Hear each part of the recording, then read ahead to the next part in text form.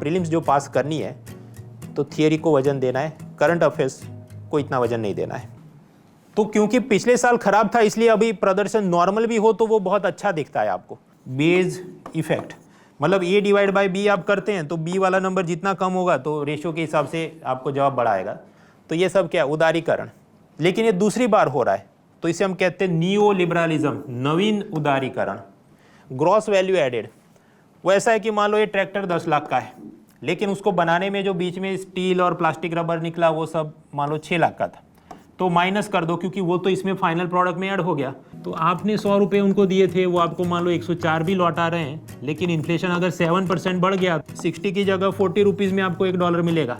तो American businessman के point of view से सोचो।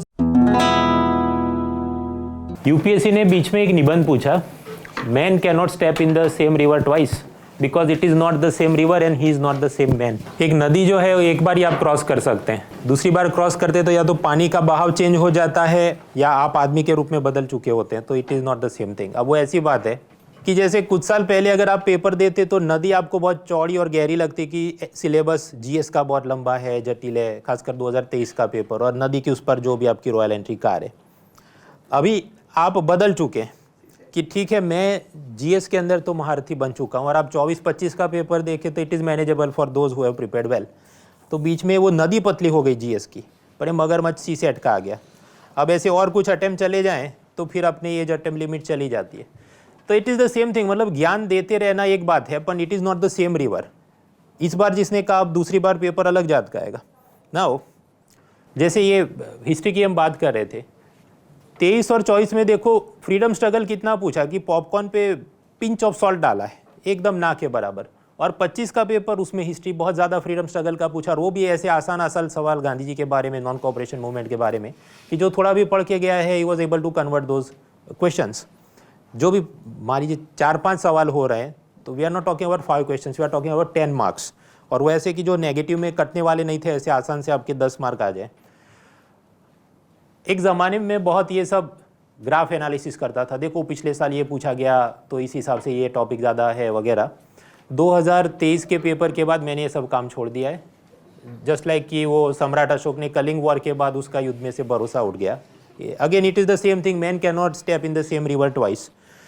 बात ऐसी है, देखिए शेयर ब्रोकर, सेफोलॉजिस्ट मतलब जो एग्जिट पोल प्रिडिक्ट करता है, और ये यूपीएससी कोचिंग वाले और यूट्यूबर्स, ये तीनों के अंदर समानता क्या है?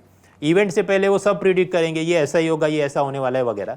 इवेंट उसकी उल्टी दिशा में जाए तो उनके पास जवाब मौजूद कि आपको सपना आ जाना चाहिए था कि ये ऐसा ही होने वाला है, कि फ्रीडम स्ट्रगल पूछे जाने वाला है। अब हम शुरू करते हैं इकोनॉमी। इकोनॉमी में मेरा ये कहना है कि पॉलिटी के बाद सेकंड बेस्ट ROI जिस सब्जेक्ट का है for prelims that is economy. देखिए पॉलिटी में मान लीजिए 15 सवाल आए, जिसके अंदर 10 सवाल लक्ष्मीकांत से, लक्ष्मीकांत के 800 पेज आपको रटने, तो यानी एक 800 पेजेस एंड 10 क्वेश्चंस, तो यानी एक क्वेश्चन के लिए 80 पेज रटने हैं, तो वो बहुत अच्छी चीज़ है। क्योंकि अगर आप कहें कि आर्ट कल्चर का एक सवाल है और उसके लिए मुझे 800 पेज की नितिन सिंघानिया रटनी है, तो इसका मतलब है कि एक MCQ के लिए 800 पेज रटने, तो ROI सबसे बेस्ट होगा पॉलिटी का। उसके बाद बाकी सब्जेक्ट का आता रहेगा। ज्योग्राफी का भी अच्छा है, पर ज्योग्राफी में कि नक्शा तो अनंत है, बहुत सारी प्लेसेस हैं। So when you compare like that तो इकोनॉमी सेकंड बेस्ट ROI निकलता है, क्योंकि 10-12 सवाल तो हर एक व्यक्ति सॉल्व कर सकता है जो पढ़ के गया है। नाउ प्रॉब्लम विथ इकोनॉमी बहुत सारे लोगों को क्यों अच्छा नहीं लगता, उसमें बच्चों की गलती नहीं, टीचर्स की गलती है। इकोनॉमी के टीचर का काम कैसा है, थियरी के कुछ बड़े टॉपिक पढ़ा देगा, CRR SLR repo, current affairs की कुछ बड़ी चीज़ बोल देगा, 2-4 जो भी फ्री ट्रेड अग्रीमेंट हुआ है या ये USA के अंदर टैरिफ वॉर चल रहा है, उसके बाद कहता है बाय बाय, अब मैं नया कोर्स लॉन्च कर रहा हूँ, बाकी का तुम खुद से देख लेना, newspaper, monthly current affairs, NCERT ये सब तुम खुद से दे ले। तो भाई तो फीस किस बात की ले रहे हो? पर ये इकोनॉमी के अंदर एक नॉर्म बन चुका है। अब इससे थोड़ा भी कोई टीचर ज़्यादा पढ़ा दे तो टॉपर, और जो टॉपर बनने लायक लोग हैं वो तो शिकायत करते नहीं, ये जो बूमाबूम करते ज़्यादा पढ़ा दिया ये वो, तो भाई और 10 जगह रेडिट पे जाके वो उसकी शिकायत करेंगे। तो भाई समझो कि पढ़ाई आपको करनी पड़ेगी। अब खैर शुरू करते हैं इकोनॉमी। इकोनॉमी जो मैं पढ़ाता हूँ 6 पिलर्स। अब 6 पिलर्स के अंदर भी जो पहला पिलर है मनी, बैंकिंग, फाइनेंस, इंश्योरेंस, ज़्यादातर आप में से लोग कुछ ना कुछ कोई ना कोई मेरा यूट्यूब वीडियो देखा ही होगा, ये CRR SLR रेपो, तो उससे हम शुरुआत नहीं करते, उसको इस लेक्चर के एंड में मैं पढ़ाऊँगा। कुछ नया शुरू करना है, इसलिए मैं रिवर्स ऑर्डर में चलता हूँ, 6, 5, 4, 3, 2, 1। Pillar 6 human resource development. अभी थोड़ा नोट पेन लेके बैठना, कुछ कुछ समय पे कुछ हेडिंग या कुछ लिखते रहना कि हाँ इतनी इतनी तो बात हुई थी। सो let's start. Pillar 6 human resource development. इसके अंदर भी अगर हम लॉजिकली इसको फॉलो करें, सबसे पहले बच्चा पैदा होगा तो पॉपुलेशन, उसकी काउंटिंग, हेल्थ केयर, खासकर मदर और चाइल्ड का हेल्थ केयर, इसकी योजना इंपॉर्टेंट। बच्चा स्कूल में जाएगा, स्कूल के बाद कॉलेज एजुकेशन, स्किल डेवलपमेंट के प्रोग्राम ज्वाइन करेगा, फिर भी कुछ लोग गरीब रह जाएंगे। Lastly there will be weaker section, और इन सबका कल्याण हुआ कि नहीं तो ह्यूमन डेवलपमेंट इंडेक्स है एंड सस्टेनेबल डेवलपमेंट गोल्स हैं। इतनी चीज़ें इसमें हैं। अभी जब हम पिलर 6 की ऐसे बात करते हैं कि हाँ भाई ये तो कुछ खास है नहीं, लेकिन इसका पूरा मटेरियल बिखरा बिखरा रहता है। बिखरा ऐसे रहता है कि पॉपुलेशन की जो थियरी है वो सब डेमोग्राफिक ट्रांजिशन, एज पिरामिड, उसके लिए या तो आपको क्लास 12 की सोशियोलॉजी या NCERT ह्यूमन ज्योग्राफी, दो में से एक देखनी पड़े। उसके बाद स्टेट सर्विस एग्जाम देने जाओ तो सेंसस का डेटा पूछते रहते हैं, वो अलग से नेट से आपको सर्च करना पड़े। तीसरा सरकारी योजनाएं, अब उसमें जो पुरानी वाली योजनाएं होंगी, नेशनल फूड सिक्योरिटी एक्ट वगैरह, वो आपको सरकारी इंडिया ईयरबुक यानी भारत 2025 में मिलेगी। फिर नया बजट आएगा, वो कोई नई योजना लॉन्च करेगा तो आपको लेटेस्ट बजट देखना होगा। यहाँ तक पहुँचे फिर पता चले अच्छा ये human development index, global gender gap report, ये सब के रैंकिंग कुछ देखने होते हैं तो या तो न्यूज़पेपर या PDF फाइल से देखना है। इस कारण से चीज़ एक ही है लेकिन बिखरा बिखरा रहता है। आप खुद से पढ़ने बैठे, टाइम जाता है और फिर बोरियत महसूस होती है। इसका विकल्प क्या होगा? आप स्वाभाविक है, मैंने जो पिलर 6 का हैंड आउट बनाया, ये सब को आप कंबाइन करो, कॉम्प्रेस करो, PYQ ऐड करो, आगे पीछे थियरी करंट, 150 पेज के आसपास वही सब बन जाएगा। तो लेंथी हैंड आउट तो होगा, और इतना करने के बाद भी हो सकता है किसी बार एक सवाल सॉल्व हो, किसी बार वो कुछ भी नहीं पूछे। इस बार पिलर 6 से कुछ नहीं पूछा, इट हैपन्स। तो तैयारी रखनी है। हाँ तो मित्रों, प्रीलिम्स इकोनॉमी का मेरा कोर्स 17 तारीख से मैं जुलाई महीने में लॉन्च कर रहा हूँ, और उसके बाद मेंस का कोर्स इकोनॉमी के लिए अगस्त 28 से लॉन्च कर रहा हूँ, ताकि दिसंबर तक आपका प्रीलिम्स और मेंस दोनों का काम हो जाए, इंक्लूडिंग आंसर राइटिंग प्रैक्टिस, और आप मेंस रेडी हो जाएं। लेक्चर की मैं बात करूँ तो गुरु शुक्र शनि रवि क्लासेस होंगे, कुछ बार सोमवार को भी क्लास होंगे, रात को 9 बजे ये सारे क्लास होते हैं, ताकि working professional, college going student सब लोग इसे अटेंड कर सकें। तो लाइव लेक्चर्स होंगे, पावर पॉइंट से पढ़ाई होगी, रैपिड रिवीजन हैंडआउट अलग से दिए जाएंगे, डाउट रेजोल्यूशन भी है और वीकली टेस्ट भी है। क्या आपको ये कोर्स ज्वाइन करने से पहले कुछ NCERT पढ़ के आना है? जवाब है, कुछ पढ़ के आने की जरूरत नहीं, बेसिक से लेकर एडवांस सब कुछ, थियरी से current, budget, economic survey, everything covered. क्या मुझे कोई इकोनॉमी की किताब भी खरीदने की जरूरत है? कुछ नहीं ज़रूरत है, क्योंकि आपको हैंडआउट, मैं कॉम्प्रिहेंसिव हैंडआउट्स दूंगा। वैसे अमेजोन पे मेरी इकोनॉमी की किताब अवेलेबल है, पर उसको भी कंपलसरी नहीं कुछ खरीदना, क्योंकि उसकी फ्री PDF आपको इस कोर्स के साथ दी जाएगी। और मित्रों, ये अनअकैडमी नेटफ्लिक्स जैसा मॉडल है कि केवल इकोनॉमी नहीं, हिस्ट्री, ज्योग्राफी, पॉलिटी, सारे आपके सब्जेक्ट के कोर्सेज अनलॉक हो जाते हैं। फॉर एग्जांपल 11 तारीख से सुदर्शन सर की ज्योग्राफी की पूरी सीरीज शुरू होगी, 17 तारीख से मेरा इकोनॉमी का कोर्स शुरू होगा, मैंने आपको बताया, और उसी प्रकार बाकी सारे including CSAT, prelims, mains, theory, current, सब कुछ। तो ऐसा ही आरंभ बैच शुरू होने वाला है। You can join at an affordable price of 17,999। Affordable मैं इसलिए कहूँगा कि उसमें mains answer writing with evaluation, CSAT सब कुछ शामिल है, जो बाकी इंस्टीट्यूट में अलग पैसे मांगे जाते हैं, और इसमें भी अप टू 12 मंथ्स एक्सटेंशन है। डिस्काउंट कोड याद रहे, mrunal.org। चलिए आगे बढ़ते हैं। खैर, सेंसस आजकल चल रहा है कि सेंसस होगा, उसमें कास्ट सेंसस होगा, सबको पता है, हाँ जनगणना की जाती है, but that does not make you a topper. Topper को पूरा सब नहीं पता होना चाहिए, उसको 5-6 चीज़ें पता होनी चाहिए। पहला, अच्छा सेंसस है तो अंग्रेजों ने कब चालू किया, लॉर्ड मायो था, कौन था। सेकंड, कौन सा मिनिस्ट्री ये काम देखता है, हेल्थ मिनिस्ट्री देखता है, होम मिनिस्ट्री देखता है। अच्छा, सेंसस एक चीज़ है तो NPR, NRC, CAA, socio economic caste census, ये क्या अलग चीज़ें हैं। बीच में अंग्रेज़ों के ज़माने में OBC का भी डेटा ये देते थे, फिर इन्होंने बंद कर दिया, फिर अब बोला वापस करेंगे, वो क्या है। सेंसस और डिलिमिटेशन का क्या लेना देना है? डिलिमिटेशन यानी सीमांकन। होम मिनिस्टर अमित शाह तो अहमदाबाद कंस्टिट्यूएंसी से होंगे, तो अब अहमदाबाद का मतलब क्या है? अहमदाबाद के आसपास बहुत सारे और भी जिले हैं, तो कितना अहमदाबाद होगा, उसको कहते हैं डिलिमिटेशन। तो ये जो सीमांकन किया जाता है वो सेंसस के साथ कैसे जुड़ा है, और साउथ इंडिया के लोग, उनके नेता क्यों नाराज़ है कि सेंसस के बाद हमारी सीट बढ़नी चाहिए, लेकिन हमारी सीटें नहीं बढ़ेंगी क्योंकि हमने पॉपुलेशन कंट्रोल में रखी थी। तो प्रीलिम्स मेन की आगे पीछे, इसके आगे पीछे क्या है, कुछ नहीं। सो दिस मच आपके फिंगर टिप्स पे होना चाहिए। बाकी सिर्फ होने वाला सेंसर से तो सबको पता है, उससे आपका एमसीक्यू टिक नहीं होगा। खैर शुरू से शुरू करें तो सेंसस मतलब 10-10 साल पे आबादी की कैलकुलेशन होती है। 10 साल पहले क्या आबादी थी और आज क्या है, ये परसेंटेज आप निकालो तो आपको मिलता है कि डेमोग्राफिक ट्रांजिशन हो रहा है। अब ट्रांजिशन में नॉर्मली आप यहाँ से यहाँ देखिए तो ये तो -0.31% गिर गया। मतलब 10 साल पहले जो आबादी थी, मान लो 100 करोड़, उसकी जगह अब 99 करोड़ समथिंग इतना हो गया। ये जो डिवाइड हुआ क्यों हुआ होगा, क्योंकि उस वक्त first world war, Spanish flu, influenza ये सब हुआ, तो वो डेमोग्राफिक खाई या डिवाइड हो गया। फिर धीरे धीरे बढ़ेगा, बढ़ते बढ़ते 71 तक एक्सप्लोजन हो जाए, वस्ती विस्फोट, कि 10 साल पहले जो आबादी 100 करोड़ थी अब 124 करोड़ हो गई। अब स्वाभाविक है धीरे धीरे फिर कम भी होगा, क्योंकि एजुकेशन आपका इंप्रूव हो रहा है, टोटल फर्टिलिटी रेट कम होगा। एक महिला जो पहले 3 बच्चे पैदा होते थे 2, अब सिर्फ 1 बच्चा पैदा हो। So it happens.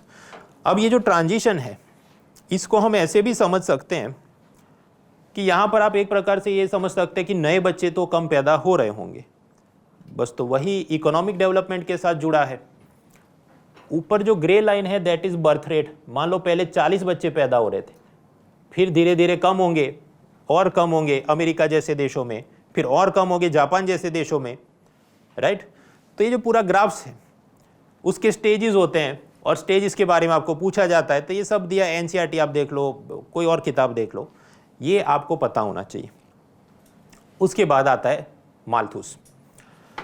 माल्थुस ये कहते हैं कि देखो, आप अगर पॉपुलेशन को कंट्रोल नहीं करोगे तो प्रकृति खुद से पॉपुलेशन कंट्रोल कर लेगी। वो ऐसे कि साइक्लोन, सुनामी आ जाए, कोरोना आ जाए, अर्थक्वेक आ जाए, तो इसलिए लोगों ने फैमिली प्लानिंग करना चाहिए, ज़्यादा बच्चे पैदा नहीं करने चाहिए। That is Malthus theory. उसके बाद आप जानते हैं एज पिरामिड, मेल फीमेल, छोटे बच्चे, मिडल एज, ओल्ड पीपल। तो ये तो ऐसा एज पिरामिड नॉर्मली होना चाहिए। जापान में ऐसा होगा। ऐसा क्यों होगा? क्योंकि वहाँ नए बच्चे कम पैदा होते हैं।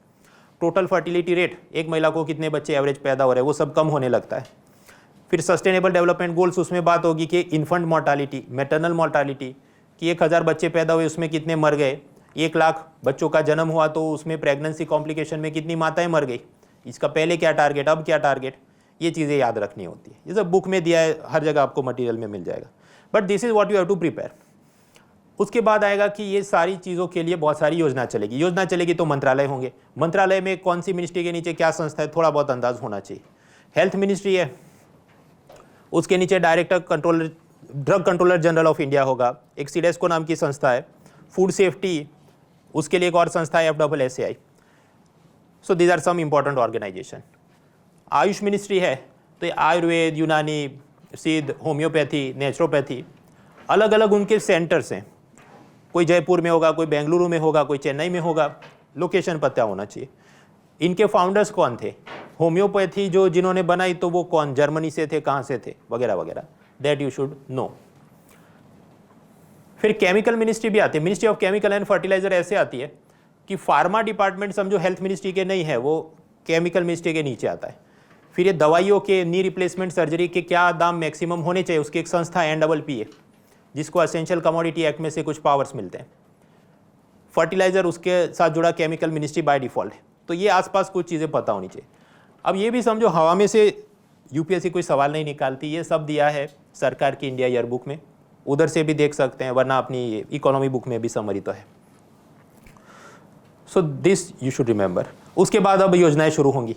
योजना तो हेल्थ केयर, उसमें मदर चाइल्ड की योजनाएं ज़्यादा इंपॉर्टेंट है। सबसे पुरानी योजना है इंटीग्रेटेड चाइल्ड डेवलपमेंट सर्विस, जो 75 में चालू हुई। उसमें ये जो गरीब महिलाएं हैं, उनके बच्चे हैं, उनको फ्री में खाना मिलेगा, हेल्थ केयर और बाकी चीज़ें मिलेंगी।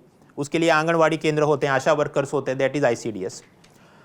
बिलो पॉवर्टी लाइन विमेन, अगर हॉस्पिटल में बच्चे की डिलीवरी करे तो उनको 1000 रुपये तक मिलेंगे, ताकि वो झोपड़ी में डिलीवरी करे और उससे मैटरनल मोर्टालिटी बढ़ नहीं जाए। इसके अलावा जो महिलाएं, मतलब सभी महिलाएं, सिवाय के सरकारी नौकरी करती हो, ONGC जैसी सरकारी कंपनी में काम करती हैं, उसके अलावा सभी महिलाएं, अमीर गरीब सब, उनको पहले बच्चे पैदा होने पर 5000 रुपये मिले, प्रधानमंत्री मातृवंदना योजना। दूसरा बच्चा भी पैदा करने पर, अगर वो बेटी है सेकंड चाइल्ड, तो भी पैसा मिले। तो ऐसी कुछ योजनाएं। इंद्रधनुष क्या है? वैक्सीनेशन का प्रोग्राम है, इंद्रधनुष 7 कलर, तो अलग अलग 7 जात की वैक्सीनेशन, और उससे भी ज़्यादा जापानीज एनसीफिलाइटिस वगैरह जो मान लीजिए उत्तर प्रदेश या कहीं समस्या हो वो दी जाती है। So these are some major schemes, इतनी तो पता होनी चाहिए। अभी आपके यहाँ ठीक है, तुमने 4 बात बोल दी, 4 बात हम याद रखेंगे। रियल एग्जाम में वो फिर फैक्ट्स पूछना चालू करेंगे। आज तो मैं आपको सिर्फ ओवरव्यू दे रहा हूँ कि भाई ऐसा ऐसा आता है ये। जैसे आप ये क्वेश्चन देखो कि ये जो आईसीडीएस योजना है उसमें कितनी साल के बच्चों को वो कवर करता है, 0 to 6, 0 to 3, 3 to 6, 6 to 15।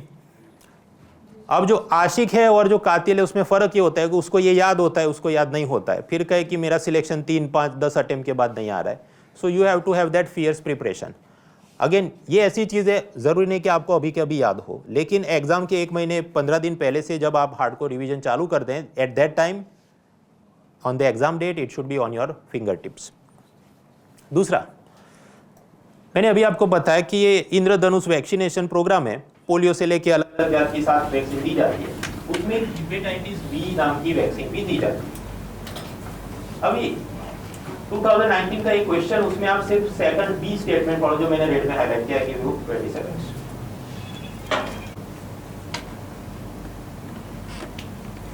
अभी क्या बोला है कि हेपेटाइटिस बी की कोई वैक्सीन नहीं है, तो ये तो गलत है। अब वो गलत है, उसको जैसे एडमिट करो तो जवाब बन जाता है, बाकी पहला, दूसरा, तीसरा, चौथा स्टेटमेंट आपको ना पता हो तो कुछ लोड नहीं। अच्छा, सोर्स मैपिंग अगर हम करें तो इसको सॉल्व करने के 2 तरीके हैं। एक तो मैंने आपको बताया, इंडिया ईयरबुक से आपने मिशन इंद्रधनुष पढ़ा हो कि इसमें हेपेटाइटिस वैक्सीन दी जाती है, तो भी आपका टिक हो जाएगा। दूसरा है एनसीईआरटी, उसकी 11-12 की बायोलॉजी की किताब है, उसमें बायोटेक्नोलॉजी का कुछ चैप्टर है, उसमें लिखा है कि अच्छा ये बायोटेक्नोलॉजी की मदद से हेपेटाइटिस बी का वैक्सीन का इजाद हुआ है। So there are 2 ways to solve this. अब आप ये भी नहीं पढ़ेंगे, वो भी नहीं पढ़ेंगे, then it does not help. थोड़ा आगे बढ़ते हैं। महिला और बालकों के बारे में हमने स्कीम पढ़ ली। फिर सरकार चाहती है आपका ये जो भी एक्सरे, ब्लड, डायबिटीज़ रिपोर्ट है, फाइल लेके नहीं घूमना है, उसको PDF स्कैन करो, गूगल ड्राइव जैसा कुछ ऑनलाइन में आप रखेंगे क्लाउड सर्वर में, और डॉक्टर के पास जाएंगे, उसको आप लिंक शेयर करेंगे, वो सब देख लेगा। तो Ayushman Bharat digital health mission, ये एक बड़ी योजना है। ऐसी एक और प्रधानमंत्री जन आरोग्य योजना है, 5 लाख का हेल्थ इंश्योरेंस। तीसरा है कि दिल्ली में एम्स है, हर एक राज्य में एम्स जैसा अस्पताल होना चाहिए, तो एक स्कीम है प्रधानमंत्री स्वास्थ्य सुरक्षा योजना, एम्स जैसे हॉस्पिटल हर एक स्टेट में होने चाहिए। So these are some major health scheme. उसके अलावा टीबी कंट्रोल, टोबैको कंट्रोल, बहुत सारी और चीज़ें होती है, पर कम से कम इतने में आपका पता होना चाहिए ये तो हो रहा है। फिर आप पढ़ना शुरू करते हैं और 10 चीज़ों को जानते हैं, देन सम क्वेश्चन कम्स। हेल्थ के बाद दूसरी चीज़ है माल न्यूट्रिशन। माल न्यूट्रिशन में जाने लायक 4 ही चीज़ें हैं। पहला नेशनल फूड सिक्योरिटी एक्ट है 2013 का, उसमें पहले ये था गरीबों को 5 किलो अनाज देंगे, लेकिन फ्री में नहीं देंगे। कि मान लो चावल है 3 रुपये का, गेहूँ है 2 रुपये का पर किलो, जवार बाजरा 1 रुपये पर किलो, ये सब होता था। फिर कोरोना और उसके बाद सरकार ने बोला ये फ्री करते हैं, तो 5 किलो वो अनाज फ्री दिया जाता है। कौन सा कानून है? Food security act. इसमें और भी एंटाइटलमेंट्स होते हैं कि गरीब महिलाएं, उनको 6,000 रुपये मिलने चाहिए वगैरह वगैरह। सेकंड इज मध्याह्न भोजन, बच्चों को स्कूल के अंदर फ्री में खाना मिले, जिसका नया नाम है PM पोषण। तीसरा है PM ये पोषण अभियान, कि पूरे भारत में ये माल न्यूट्रिशन ये सब कम करना है। उसके फिर अलग अलग कंपोनेंट्स होते हैं, उसमें एक है एनीमिया मुक्त भारत। चौथा है ग्लोबल हंगर इंडेक्स, जो असल में UPSC के अंदर उसका रैंक पूछते नहीं है, क्योंकि इसमें क्या भारत का रैंक बहुत ख़राब होगा, तो ख़राब वो यूजुअली वो पूछते नहीं। अभी वन इंटरेस्टिंग थिंग मैंने आपको बताई, पोषण अभियान, तो स्वाभाविक माल न्यूट्रिशन से लड़ने की बात होगी। अब इसमें एक कंपोनेंट है एनीमिया मुक्त भारत। अब एनीमिया मुक्त भारत के अंदर भी 6 अलग अलग स्ट्रेटेजी है। उसमें एक स्ट्रेटेजी ऐसी है, बच्चा पैदा हुआ तो उसका मदर के साथ अम्बेलिकल कॉर्ड होगा, उसको आप कट करते हैं, बच्चा अलग होता है। लेकिन आप उसको तुरंत कट करने की जगह मान लो 5 मिनट या 3 मिनट बाद कट करो, तो क्या होगा, मदर का कुछ ब्लड बच्चे के अंदर जाएगा, तो उसको फिर एनीमिया होने का चांस कम रहता है। यानी कि डिलेड कॉर्ड क्लैंपिंग ये किया जाता है अंडर एनीमिया मुक्त भारत। ये सब मुझे नहीं पता था, इंडिया ईयरबुक में दिया, लेकिन फिर भी इतना कोई पढ़ता या पढ़ाता नहीं था, क्योंकि पूछने का रिवाज नहीं था। फिर इन लोगों ने पूछा 2023 में। अब ये छोटे फॉन्ट से तो आपको सब दिखेगा नहीं, उसकी चिंता मत करो। आपको मैं ये बताना चाहता हूँ कि यस, ऐसे डिटेल पहले योजनाओं का सिंपल रहता था, ABCD पूछते थे, या फिर की योजना में क्या बेनिफिशियरी का एज हो 0 to 6 तो 6 to 15 कर दें, मिनिस्ट्री डिपार्टमेंट उसका हेल्थ मिनिस्ट्री देखता हो तो वीमेन चाइल्ड मिनिस्ट्री कर दे। ऐसे आसान तरीके से योजना पूछते थे। आजकल जो योजना पूछते हैं उसमें ऐसा डिटेल सब उठा उठा के निकाला जाता है। तो यस, यहाँ पर हम बोल सकते हैं कि फैक्ट्स ज़्यादा पूछ रहे हैं। इस कारण से जब आप पढ़ते हैं तो हल्के में ऐसा ऐसा स्क्रॉल नहीं करना है, सुकून से आप पढ़िए। जहाँ तक हो सके जो ये जितनी भी कोर बुक्स हैं फिजिकल प्रिंटेड आप लीजिए और उसके अंदर आप पढ़िए, कुछ अंडरलाइन कीजिए, बाजू में अपने शब्दों में लिखिए, 3 से 4 बार उसको रिवाइज करिए, then it will help you. वरना एक बार देख लिया तो सबको हाँ एनीमिया मुक्त भारत है, पर क्या आपका MCQ कन्वर्ट हो रहा है? नहीं हो रहा है, then you have not prepared. इस कारण से आप पाएंगे ज़्यादातर जो पास होने वाले हैं तीसरे चौथे अटेम्प्ट वाले क्यों निकलते हैं? क्योंकि पहले 2 अटेम्प्ट में वो उसको सीरियसली ले ही नहीं रहा था, वो उसको बाद में बुद्धि आती है। देन बच्चे का जन्म हो गया, अब आप उसको स्कूल में पढ़ने भेजेंगे, तो क्या नई शिक्षा नीति, एजुकेशन पॉलिसी, उसके अंदर ये हंगामा सब होता है, 3 लैंग्वेज फार्मूला वगैरह, वो मेंस में ज़्यादा उपयोगी है, प्रीलिम्स में उसका उपयोग कम है। अंग्रेजी में कहते हैं बीटिंग अ डेड हॉर्स। तो जो शिक्षा नीति आई थी जो भी 2020 में, तो उसके आसपास यूपीएससी ने कई परीक्षाओं में प्रीलिम्स मेंस में बहुत कुछ पूछ लिया, तो अब कुछ पूछने लायक बचा नहीं। दूसरा, अब वो क्या करते एकदम माइक्रोस्कोपिक कोई चीज़ उसमें से निकाल के पूछे तो उसका कॉस्ट बेनिफिट इतना जोरदार है नहीं, लेकिन हाँ मेंस के लिए कुछ मुद्दे एजुकेशन पॉलिसी के पता होना चाहिए, अबव एंड बियॉन्ड उसमें ज़्यादा जाने का मतलब नहीं, सिवाय कि UGC NET, teacher aptitude test ऐसा कुछ आप देने की इच्छा रखते हैं। आगे बढ़िए, स्कूल कॉलेज की कुछ इंपॉर्टेंट योजना जो हमेशा याद रहनी चाहिए। पहले क्लास 8 तक था सर्व शिक्षा अभियान, मतलब स्कूल बनाने के लिए बच्चों का यूनिफॉर्म, टेक्स्ट बुक, ये सब के लिए वो पैसे देते थे। 9 to 12 के लिए भी ऐसी स्कीम थी, उसका नाम था राष्ट्रीय माध्यमिक शिक्षा अभियान। टीचर एजुकेशन के लिए कुछ स्कीम थी, पोर्टल था दीक्षा। फिर इन्होंने बोला ये तीनों चीज़ों को हम कंबाइन करते हैं और अब से इसको कहेंगे समग्र शिक्षा स्कीम, समग्र शिक्षा स्कीम। अब ये जो कॉलेज में आप जाएंगे तो कॉलेज में भी ऐसी कुछ राष्ट्रीय उच्चतर माध्यमिक शिक्षा अभियान कुछ था, उसका नया नाम है PM उषा स्कीम। अगर आप कोई IIT IIM बड़े कॉलेज के अंदर एडमिशन लेते हैं, उसके भी आजकल बहुत फीस बढ़ गई है, तो आपको लोन लेना पड़े, उस लोन में सरकार की तरफ से कुछ सब्सिडी दी जाए, तो ऐसी एक PM विद्यालक्ष्मी स्कीम है, Vidyalakshmi scheme. And lastly, research के लिए एक अलग स्टैट्यूटरी बॉडी बनाएंगे जो लाखों करोड़ों का पैसा मोबिलाइज करके रिसर्च को प्रमोट करेगी, तो नेशनल रिसर्च फाउंडेशन, NRF। आगे पीछे और भी UGC है ये वो, बट एटलीस्ट ये 3-4 चीज़ें होती हैं। देन एजुकेशन के report ranking, annual status of education report NGO प्रथम बनाता है। यूजुअली क्या 5वीं कक्षा के बच्चे तीसरी कक्षा की भी किताब नहीं, फिर एक QS रैंकिंग है, NIRF रैंकिंग है, बॉल बाय बॉल कमेंट्री हर एक महीने के मैगजीन में चलते रहती है। Return on investment is not so great. Ranking याद रखने चाहिए 4-5 बड़े, क्या ह्यूमन डेवलपमेंट, फिर वो विपो का कुछ global innovation index, gender gap report, 3-4 करने चाहिए। ये सब में आप घुसे तो इसका कोई पूछे तो भी याद रहने वाला है नहीं, so better not to spend so much time on that. तो हम बात कर रहे थे human resource development, health, mother children malnutrition. बच्चे को स्कूल में भेज दिया, उसकी कुछ मैंने आपको ढेर सारी और चीज़ें, I am just giving you a test. उसके बाद आप किसी कोचिंग इंस्टीट्यूट से कहीं से कुछ पढ़ो, इतना तो करना है, बुक में भी दिया है, देख लेना। यहाँ पर समझिए थियरी कम है, सिवाय कि वो डेमोग्राफी ट्रांजिशन की थियरी देखी। ज़्यादातर यहाँ पर योजनाएं कुछ साल पूछते हैं, कुछ साल कुछ नहीं पूछते हैं, और पूछते हैं तब ज़्यादा फैक्चुअल पूछ रहे हैं, मैंने आपको बताया। तो एजुकेशन तक हम पहुँचे। फिर आता है स्किल डेवलपमेंट, इसमें बड़ा प्रधानमंत्री कौशल विकास योजना है एक चीज़। Then comes weaker section, minorities, SC ST, women, children. योजना इसमें बहुत सारी हैं, लेकिन जब आप एनालिसिस करें पूछते खास है नहीं MCQ में। अब कुछ योजनाओं के बारे में थोड़ा बहुत पता होना चाहिए जब आप मेंस पेपर 2 के अंदर वीकर सेक्शन वगैरह की बात आती है। So that is weaker section related schemes. अब आपके यहाँ ठीक है, तो कुल मिला के तुम ये बोलना चाहते हो कि जो शुरुआती पोर्शन है उसमें थियरी कम है, योजनाएं ज़्यादा हैं। तुमने डायग्नोसिस बता दिया तो दवाई भी बता दो, दवाई इसकी क्या है। या तो सरकार की इंडिया ईयरबुक देख लो, उसके कोचिंग वालों के नोट्स आते हैं, लेकिन बहुत पतले वाले नोट्स में मत जाना, क्योंकि पतले वाले नोट्स में ये जो अम्बेलिकल कॉर्ड को कट करेंगे ये सब उसने नहीं लिखा होगा, तो आपके MCQ सॉल्व नहीं होते। So either you go through yearbook, या फिर ये इकोनॉमी का जो भी कोर्स या बुक है मेरी, वो आप देख सकते हैं। So we are done with health, education, skill. Now comes poverty, weaker section, human development वगैरह। तो देखिए पॉवर्टी, ह्यूमन डेवलपमेंट, ये सब में जाने लायक क्या है। सबसे पहले पॉवर्टी लाइन। पॉवर्टी लाइन में वर्ल्ड बैंक ये कहता है कि दिन में आप $3 भी खर्च नहीं कर पाते तो आप एक्सट्रीम पॉवर्टी लाइन, आप बहुत गरीब है। पहले ये नंबर कुछ और था, $2.15, अब हो गया $3। तो पॉवर्टी लाइन की विदेशी व्याख्या ये है। भारत में एक सुरेश तेंदुलकर कमेटी बनी, उन्होंने थोड़ा अलग बोला कि पर डे का मत बोलो, पूरे महीने का बोलो, कि शहर में तुम 1000 रुपये भी नहीं खर्च कर पाते, तुम बिलो पॉवर्टी लाइन हो। गांव में तुम 816 रुपये भी खर्च नहीं कर पाते, तुम बिलो पॉवर्टी लाइन हो। ये एक बात हुई। अब समझो सिटी में 1000 रुपये इसने निकालोगे तो अच्छा कि देखो कम से कम घर का इतना rent, light bill, phone bill, बच्चों का एजुकेशन, रोज़ का खाना, तो 1000 रुपये तो चाहिए। लेकिन आप समझिए दिल्ली में 1000 से ज़्यादा भी चाहिए, क्योंकि यहाँ महंगाई ज़्यादा होती है, बड़ा शहर है, चीज़ें अलग किस्म से चलती हैं। तो हो सकता है दिल्ली की लाइन अलग हो कि 1100 रुपीज़ होनी चाहिए, तुम 1100 रुपये भी खर्च नहीं कर पाते, तुम गरीबी रेखा के नीचे हो। तो अलग अलग स्टेट, यूनियन टेरिटरी के लिए लाइन अलग अलग हो सकती है, depending on level of inflation, महंगाई के हिसाब से अलग हो सकती है। इससे पहले के ज़माने में एक फेमस कमेटी, योगिंदर अलग कमेटी 79 में, उसने ये कहा कि तुम सिटी में रहते हो 2100 कैलोरी का भी दिन में खाना नहीं मिलता, गांव में रहते हो 2400 कैलोरी का भी तुमको खाने नहीं मिलता, तो तुम बिलो पॉवर्टी लाइन। अब तो ये सब चला गया, अब तेंदुलकर और उसके बाद की चीज़ें आई। अब ये जो लाइन से, इसमें तकलीफ ये है कि 1000 रुपये में कोई आप घी दूध तो खा नहीं रहे हैं, तो कैसे पता चले कि वो आपका डेप्रीवेशन कितने आप और परेशान हैं।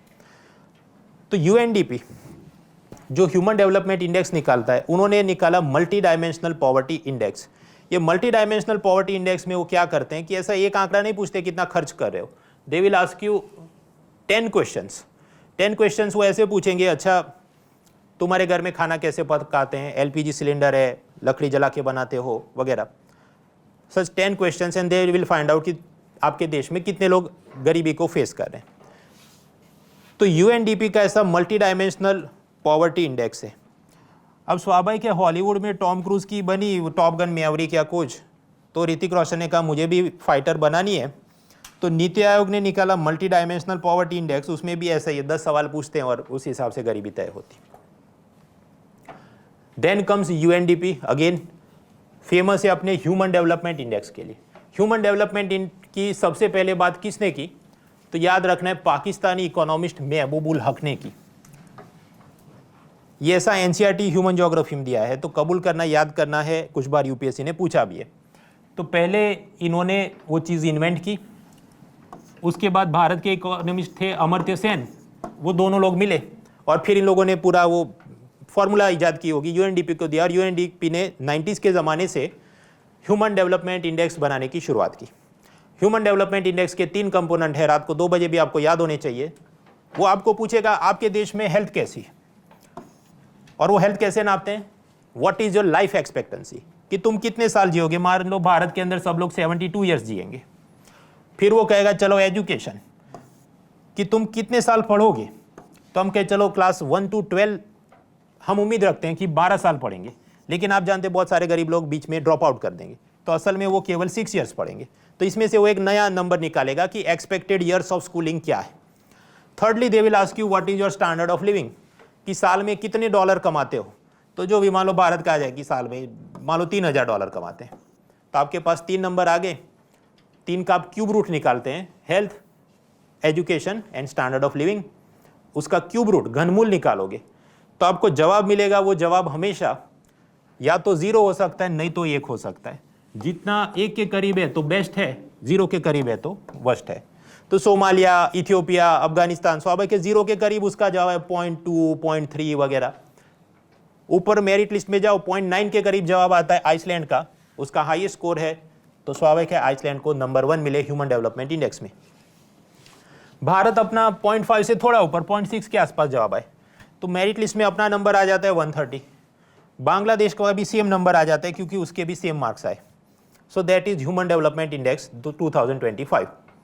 लेकिन आप जब परीक्षा देंगे तब तक हो सकता है अगले साल का आ जाए, तो अगले साल का प्रिपेयर कर लेना है, कोई इसमें बड़ी बात है नहीं। फिर एक यूनाइटेड नेशन की सस्टेनेबल डेवलपमेंट की संस्था है, वो निकालते हैं वर्ल्ड हैप्पीनेस रिपोर्ट, और उसमें वो ऐसा दिखाते हैं कि देखो भारत के अंदर बहुत ज़्यादा लोग दुखी हैं रैंकिंग के हिसाब से, पाकिस्तान, अफगानिस्तान, हर जगह लोग खुश हैं, भारत बहुत दुखी देश है। और इसमें चिल्ला चिल्ला के कौवे, करंट अफेयर्स PDF वाले से लेके सब लोग लिखते रहते हैं। मेरा उन सबको ये सवाल है भाई, कौन पूछ रहा है, कौन सी एग्जाम में पूछा, कब पूछा, तो क्यों रोना है इसका। So don't waste time on such negative reports. Global religious freedom report, Bharat के अंदर अल्पसंख्यक खतरे में, अमेरिका बोल रहा है। तीसरा ये जो भी कोई VDM की भारत में डेमोक्रेसी खतरे में, ये वो कौन पूछ रहा है। So don't waste so much time on that. वो एक तरफ रहा।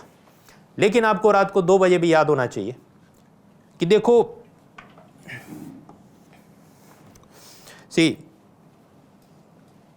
हिंदी फिल्में 60-70s के उसमें क्या दिखाएंगे कि अमीर लोग हैं वो सब बदमाश होते हैं और गरीब हैं वो सब दिल के बहुत अच्छे होते हैं, क्योंकि ज़्यादा तो गरीब है तो गरीब को खुश करने के लिए गरीब वाली मूवी बनानी पड़े। अब आप समझो भूटान के नेता ये तो नहीं कहेंगे ना कि हम $4 ट्रिलियन की इकोनॉमी बन गए और हम विश्व गुरु बन गए, तो क्या करेंगे भाई? ये सब जीडीपी कोई मायने नहीं रखता, खुशी कितनी है आपके दिल में, दैट वेरी इंपॉर्टेंट। तो भूटान के राजा ग्रॉस नेशनल हैप्पीनेस ऐसी चीज लेके आते हैं। जीडीपी अभी आगे हम पढ़ेंगे सुकून से। जीडीपी में हम देखते हैं कि प्रोडक्शन कितना हो पैसों के हिसाब से, ग्रॉस नेशनल हैप्पीनेस में खुशी कितनी है, एनवायरनमेंट, ये सब बातें होती हैं। अब ये आपको रात को 2 बजे पता होना चाहिए क्योंकि ये ह्यूमन ज्योग्राफी के एनसीईआरटी में दिया है।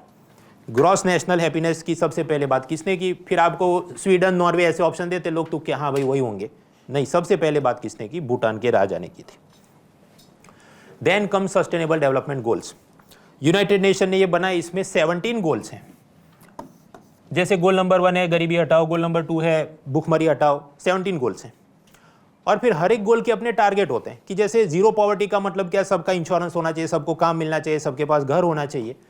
तो एक गोल के मान लो 10 ऐसे टारगेट हैं, तो 17 गोल्स के 169 टारगेट्स हैं।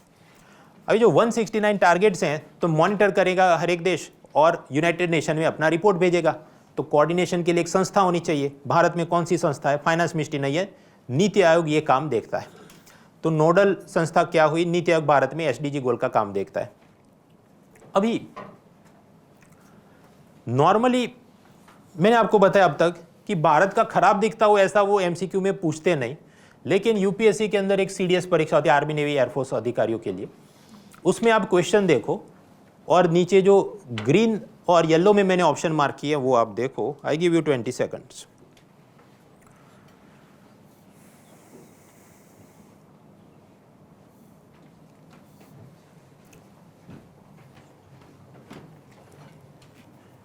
इस तरफ मित्रों को नहीं देख रहा, उस तरफ भी आप बैठ लेना, और स्लाइड्स भी हैं।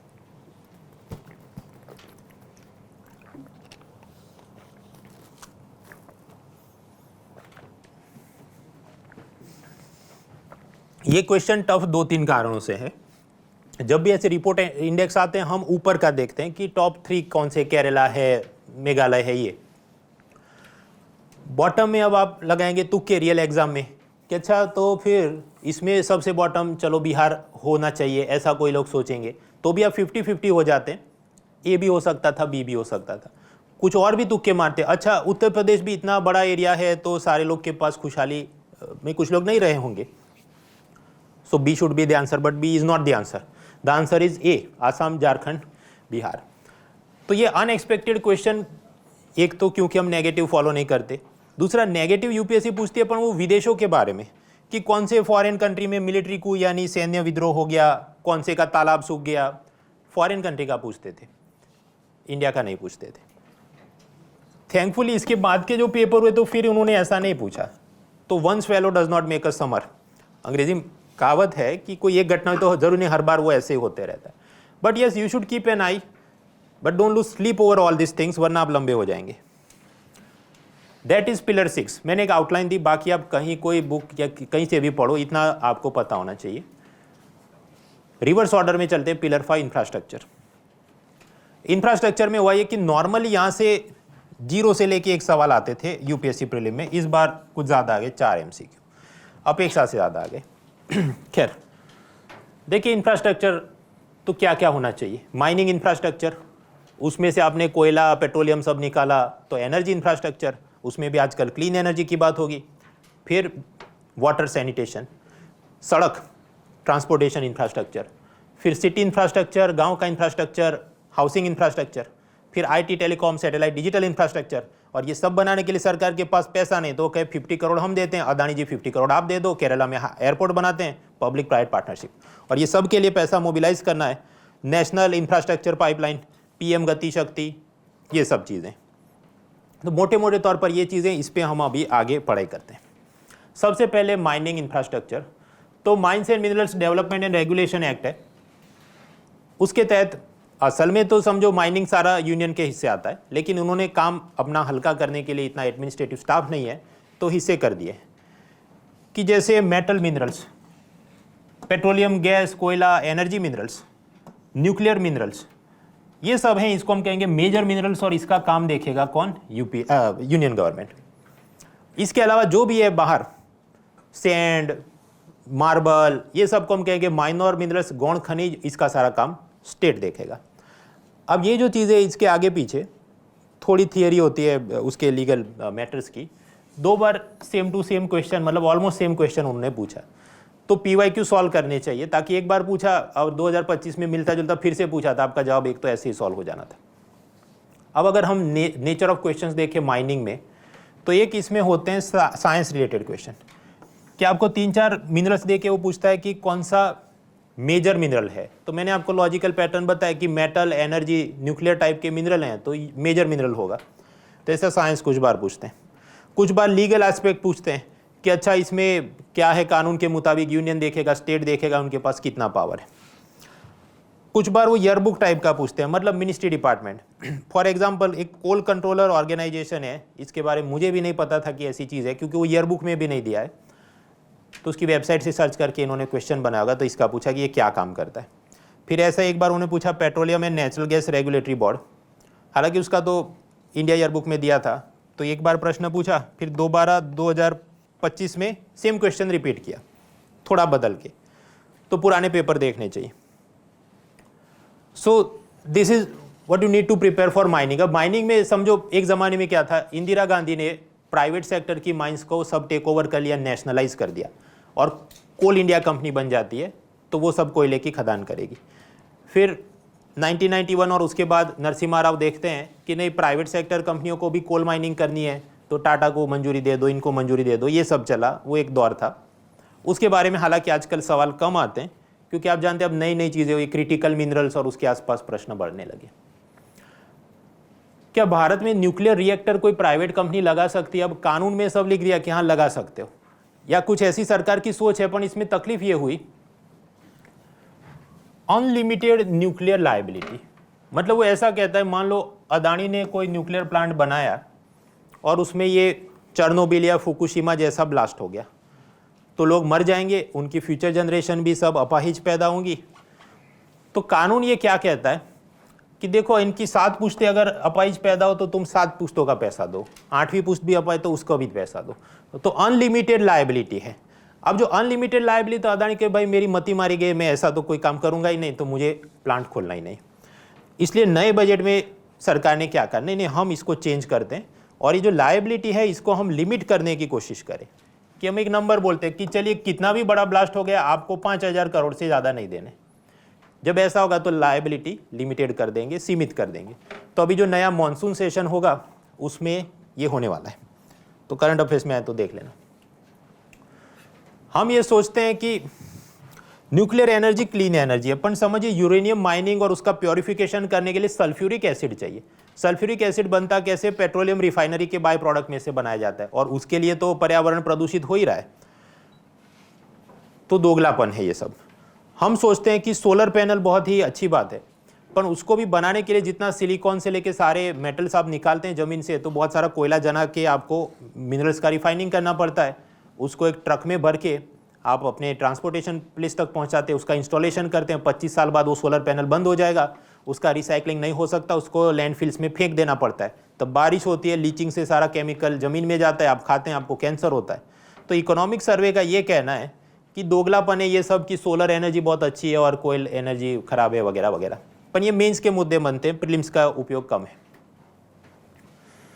Now energy and water sanitation में क्या क्या याद रखना है?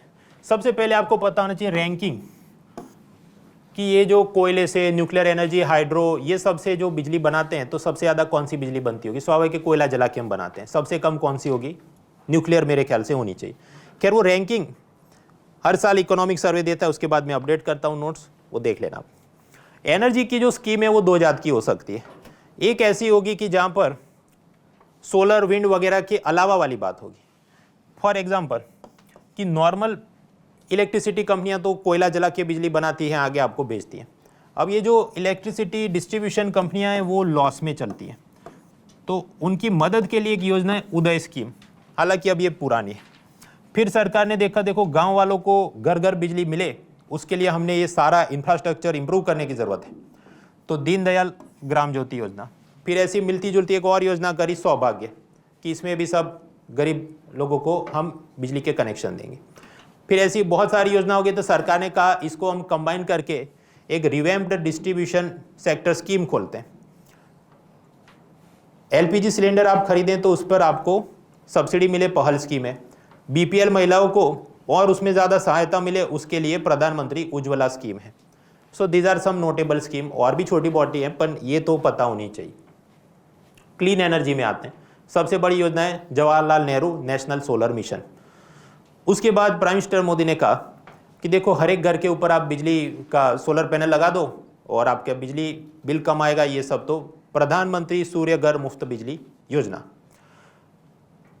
इरिगेशन पहले डीजल पंप सेट से होता था, फिर बिजली वाले पंप सेट से होता है, लेकिन उसमें कोयला जलाना पड़े, तो सरकार ने कहा देखो सोलर एनर्जी से चलने वाले पंप सेट जिससे किसान इरिगेशन बोरवेल चलाए, तो पीएम कुसुम योजना है।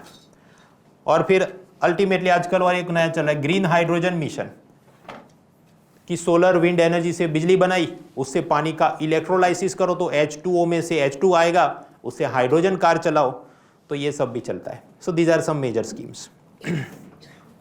वाटर सैनिटेशन में Swachh Bharat mission, beating a dead horse, बहुत साल से बहुत कुछ उसमें हो चुका है।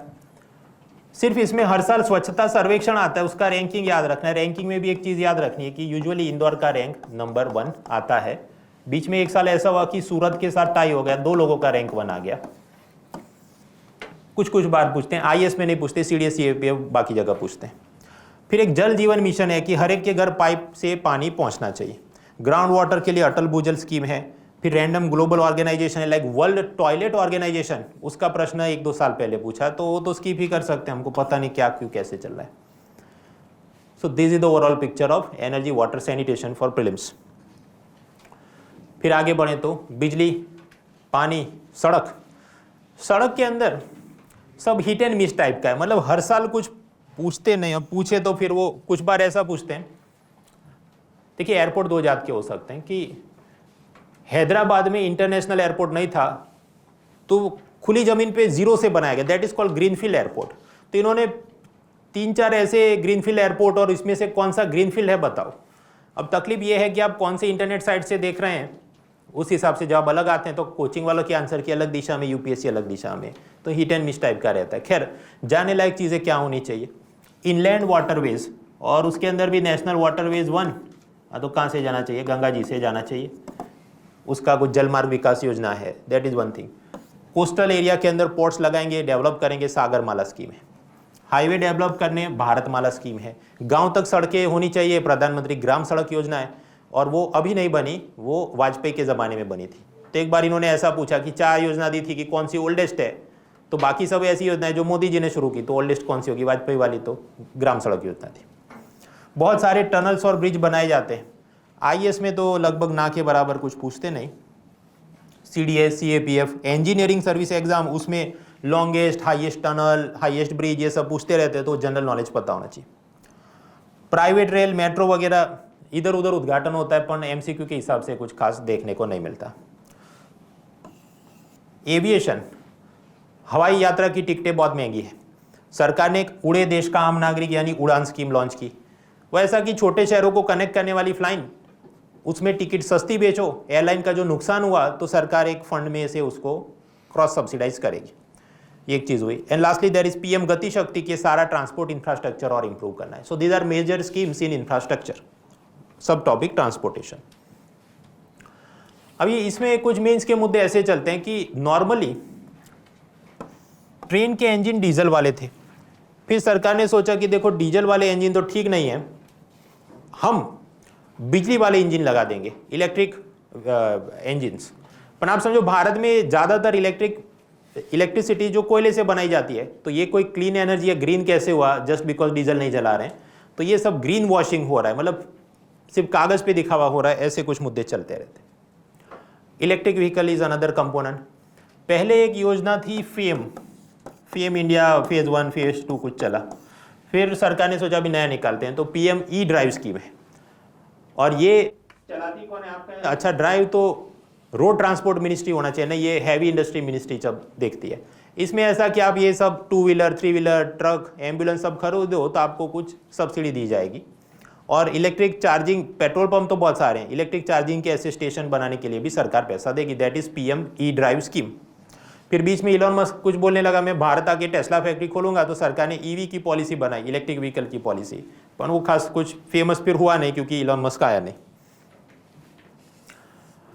अभी चीन देखता है कि ये सब चीज़ें भारत में मूव हो जाएंगी तो मेरा नुकसान है, तो उसने रेयर मैग्नेट्स जो इलेक्ट्रॉनिक्स और बाकी चीज़ों में मैन्युफैक्चरिंग में इस्तेमाल होते हैं, सबसे ज़्यादा 90% इसका सब सप्लाई चीन के अंदर है। चीन ने एक्सपोर्ट बैन कर दिया। उसी तरह फर्टिलाइजर ज़्यादातर क्या, यूरिया, पोटाश, फॉस्फेट, तो चीन ने इसका भी एक्सपोर्ट बैन कर दिया है।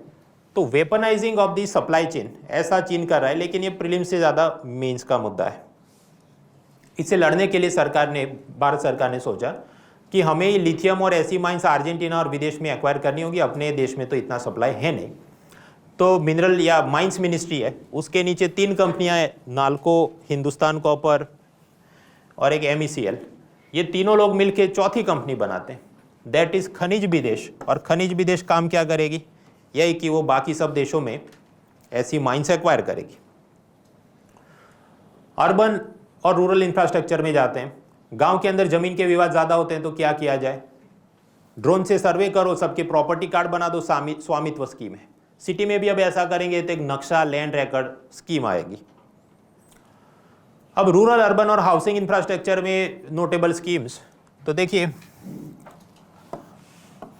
रूरल में ग्राम सड़क योजना वाजपेयी के ज़माने में शुरू हुई, मैंने आपको बताया। फिर छोटा गांव है, थोड़ा वो बड़ा होगा, फिर उससे और बड़ा होकर सिटी बनेगा। तो ये जो प्रोसेस है इसको हम कहते हैं रूर्बनाइजेशन। तो श्यामा प्रसाद मुखर्जी रूर्बन मिशन है। हर एक मेंबर ऑफ पार्लियामेंट को 5 करोड़ रुपए हर साल दिए जाते हैं कि इसकी मदद से तुम अपने इलाके में डेवलपमेंट करो। ऑफकोर्स वो सिटी में भी कर सकता है, गांव में भी कर सकता है। तो उसके लिए एक फंड है, that is MP LADS fund. ये MP लेड्स फंड कौन देखता है? तो there is a ministry called ministry of statistics and programme implementation. Swamitva मैंने आपको बताया। फिर कुछ ऐसी है कि संसद आदर्श ग्राम योजना, तो उसमें सांसद कोई विलेज को अडॉप्ट करे, वहाँ पर अच्छा काम हो रहा है कि नहीं सब मॉनिटर करे। फिर एक आदर्श ग्राम योजना वो ऐसा है कि जिस गांव के अंदर मान लीजिए 50% पॉपुलेशन शेड्यूल कास्ट की है, तो उसको और अच्छा कैसे हम किया जाए विदाउट गिविंग एक्स्ट्रा मनी, ऐसी सब स्कीम्स रहती हैं। देन सिटी एरिया में हम चले तो पहले एक स्मार्ट सिटी मिशन था, फिर अभी उसको सरकार ने बंद कर दिया। So that is smart city mission. उसमें सब वाईफाई, इंटरनेट, ट्रैफिक सिग्नल ये सब इंप्रूव करने थे। फिर ऐसा एक और था अमृत स्कीम अभी भी चालू है, उसमें भी ये सब सिटी इंफ्रास्ट्रक्चर बेहतर करे। फिजिकली चैलेंज लोग public buildings, university, hospital, airport उसको एक्सेस कर सके, रैंप होना चाहिए, ये सब। उसके लिए सोशल जस्टिस मिनिस्ट्री की एक योजना है, सुगम्य भारत योजना। So these are major thing. इसके अलावा छोटी मोटी और भी बहुत योजना है, अपन PYQ देखो खास वो पूछते हैं। Then comes housing. मकान के लिए क्या है? प्रधानमंत्री आवास योजना, उसके 2 कंपोनेंट है, ग्रामीण भी है, अर्बन भी है। उसके अंदर उसके अलग अलग छोटे कंपोनेंट होंगे, इतना पैसा देंगे XYZ। बिल्डर एक बिल्डिंग शुरू करता है, कुछ बार उसको कंप्लीट नहीं कर पाता क्योंकि पैसा कम पड़ जाता है या उसको लॉस चल रहा है, तो प्रधानमंत्री माफ कीजिए एक फंड बनाया गया जिसका नाम है स्वामी फंड। अब इसका पूछते तो कुछ नहीं है, अपन करंट अफेयर्स PDF वाले इसके पीछे पागल रहते हैं। जब भी आप मकान खरीदते हैं आजकल, सरकार ने तय किया कि बिल्डर ने सबसे पहले उस प्रोजेक्ट को रजिस्टर करना होगा, तो इसका कानून है रेरा एक्ट। फिर उसको एक रेरा नंबर मिलेगा, तो वो जब एडवर्टाइजमेंट चलाता है तो उसने रेरा नंबर लिख के ही वो करना पड़ेगा। आपको टाइम पे मकान की डिलीवरी नहीं मिली, आपको न्याय मिलेगा वगैरह वगैरह, that is RERA act. Then comes communication infrastructure. देखिए आपको ट्रांसपोर्ट का धंधा शुरू करना है तो ट्रक चाहिए और साथ ही साथ ट्रक ड्राइवरी का लाइसेंस चाहिए। तो टेलीकॉम का धंधा करना है तो क्या चाहिए? स्पेक्ट्रम चाहिए, 2G 3G 4G, और आपको लाइसेंस चाहिए, 2 चीज़ चाहिए। अभी पहले ये था कि आप ट्रक खरीदो तो लाइसेंस फ्री में दे देते थे, मतलब जो भी मनमोहन सिंह की सरकार होती थी, तो मतलब लाइसेंस के साथ स्पेक्ट्रम फ्री ऐसी योजना थी। फिर उसमें सब स्कैम हुआ, तो अब इन्होंने क्या कहा, नहीं कि ट्रक अलग है, लाइसेंस अलग है, so you have to buy the spectrum separately and you have to get the licence separately, और उसको नीलामी से दिया जाएगा। तो ये 3G 4G 5G ऑक्शन चलते रहते हैं। अब सरकार ये कहती है देखो तुम्हें ये टेलीकॉम बिजनेस करना है तो उसके लिए लाइसेंस फी लगेगी। लाइसेंस फी कितनी लगेगी, तो तुम पूरे साल कितना कमाते हो उसके साथ जुड़ा कंसेप्ट है एडजस्टेड ग्रॉस रेवेन्यू। तो वोडाफोन कहे जो भी मैं 100 रुपये कमाता हूँ, that is my adjusted gross revenue, तो उस पर 3 रुपये वोडाफोन ने सरकार को देने हैं। वोडाफोन ने इतने साल से नहीं दिए, तो सरकार ने कहा इस पर इंटरेस्ट और पेनल्टी चलेगी। करते करते इसको हज़ारों करोड़ देने हैं, तो वोडाफोन ने कहा मेरे पास पैसे नहीं है। सरकार ने कहा तुम्हारी कंपनी के शेयर्स दे दो हमको। तो करते करते सरकार के पास वोडाफोन के करीब 48-49% शेयर्स आ गए हैं। That is one controversy. तो टेलीकॉम की मैं बात कर रहा था, एडजस्टेड ग्रॉस रेवेन्यू और लाइसेंस की फी एक बड़ा मुद्दा रहता है। फिर कि गांव-गांव तक इंटरनेट पहुंचाना है, तो उसके वास्ते Bharat net, digital Bharat mission, digital Bharat Nidhi, ये सब करते रहते हैं। डिजिटल इंडिया मिशन के तहत और ये सब सरकारी वेबसाइट ऐप बनाने काम होते रहते हैं। स्पेस टेक्नोलॉजी में वैसे कुछ खास है नहीं जाने लायक। देखिए, अफ्रीका के कोई देश की इच्छा हो जाए कि हमें भी अब सैटेलाइट छोड़ना है, पर हमारे पास इसरो जैसी संस्था नहीं, आपके पास मकान नहीं, तो आप क्या करेंगे, आप ब्रोकर के पास जाएंगे, भाई मुझे रेंट पे दिलवा दो कुछ। तो ऐसी एक कंपनी है, ब्रोकर है अंतरिक्ष लिमिटेड, वो अफ्रीका के देश का कॉन्ट्रैक्ट लेगा और आगे जाके इसरो को देगा, और फिर इसरो इसका सैटेलाइट छोड़ेगा। तो इसरो की एक कंपनी है अंतरिक्ष जो ये काम करती है। अब इसरो को ऐसे बहुत सारे काम मिल गए कि ब्राज़ील का सैटेलाइट छोड़ो, अफ्रीका का छोड़ो। अब हर एक सैटेलाइट बनाने के लिए उसके पास भी टाइम और मैन पावर नहीं है, तो बहुत सारे छोटे छोटे कंपोनेंट्स वो नीचे स्मॉल इंडस्ट्री को दे देंगे, तुम बना दो, मैं असेंबल कर दूंगा। तो अब उसको एक और ब्रोकर चाहिए जो नीचे सबके साथ टाइप करे, तो उसका नाम है न्यू स्पेस इंडिया लिमिटेड। तो ये लोग अब स्वाभाविक है हर महीने कोई ना कोई देश कोई प्रोजेक्ट लेके आ जाएगा, तो ये कुछ काम करें, द हिंदू वाला आर्टिकल बनाएगा। कुल मिला के बात तो इतनी है कि 2 उसके ब्रोकर हैं, एक विदेशों से कॉन्ट्रैक्ट लेने के लिए और दूसरा छोटी कंपनियों को कॉन्ट्रैक्ट देने के लिए। Then comes national infrastructure pipeline. वैसा कि सरकार कुछ सोचती है, मान लो कि 111 लाख करोड़ रुपए का इंफ्रास्ट्रक्चर बनाना है, केंद्र के पास इतना पैसा है, वो कहे जो भी हमारी तरफ से हम कुछ लाख करोड़ देंगे। स्टेट्स को बोला आप भी कुछ लाख करोड़ रुपए दे दो, बाकी अदानी अंबानी सब प्राइवेट एंटरप्राइजेस कुछ पैसे दे दें।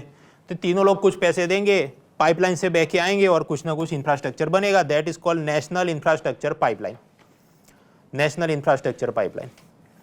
अब सरकार, यूनियन गवर्नमेंट पैसा कैसे लाए, तो वो देखिए, मान लो कि ONGC सरकारी कंपनी है, उसके पास कोई रेस्ट हाउस है ऑफिसर्स के लिए, जो विजिट पे ट्रिप पे निकलते हैं उसके लिए। तो स्वाभाविक पूरा साल तो वो ऑफिसर विजिट पे नहीं निकलेगा, तो ऐसी सब चीज़ें प्राइवेट कंपनियों को रेंट पे दे दो और वो आगे किसी और को दे दें, करके सरकार, यूनियन गवर्नमेंट अपने लिए पैसा मोबिलाइज करेगी। तो इसे हम क्या कहें, नेशनल मोनेटाइजेशन पाइपलाइन। तो नेशनल मोनेटाइजेशन पाइपलाइन से यूनियन को पैसा आया, उसमें से वापस इधर जाएगा, स्टेट और प्राइवेट पार्टी भी देंगे, कुल मिला के चला वो नेशनल इंफ्रास्ट्रक्चर पाइपलाइन है। अब यहाँ पर अलग अलग ministries like railway ministry, aviation ministry, सबका आपस में हम कोऑर्डिनेशन करें ताकि भारत में ट्रांसपोर्टेशन इंप्रूव हो। Faster transportation of man, faster transportation of material, तो उसे क्या कहेंगे, PM गति शक्ति। तो कुल मिला के बड़ा चित्र ये है कि यूनियन का नेशनल मोनेटाइजेशन पाइपलाइन, उसमें स्टेट और प्राइवेट पार्टी का पैसा जोड़ो, इंफ्रास्ट्रक्चर पाइपलाइन, और इन सब की मदद से faster transport of man and material, that is PM Gati Shakti. So we are done with pillar 6 and pillar 5।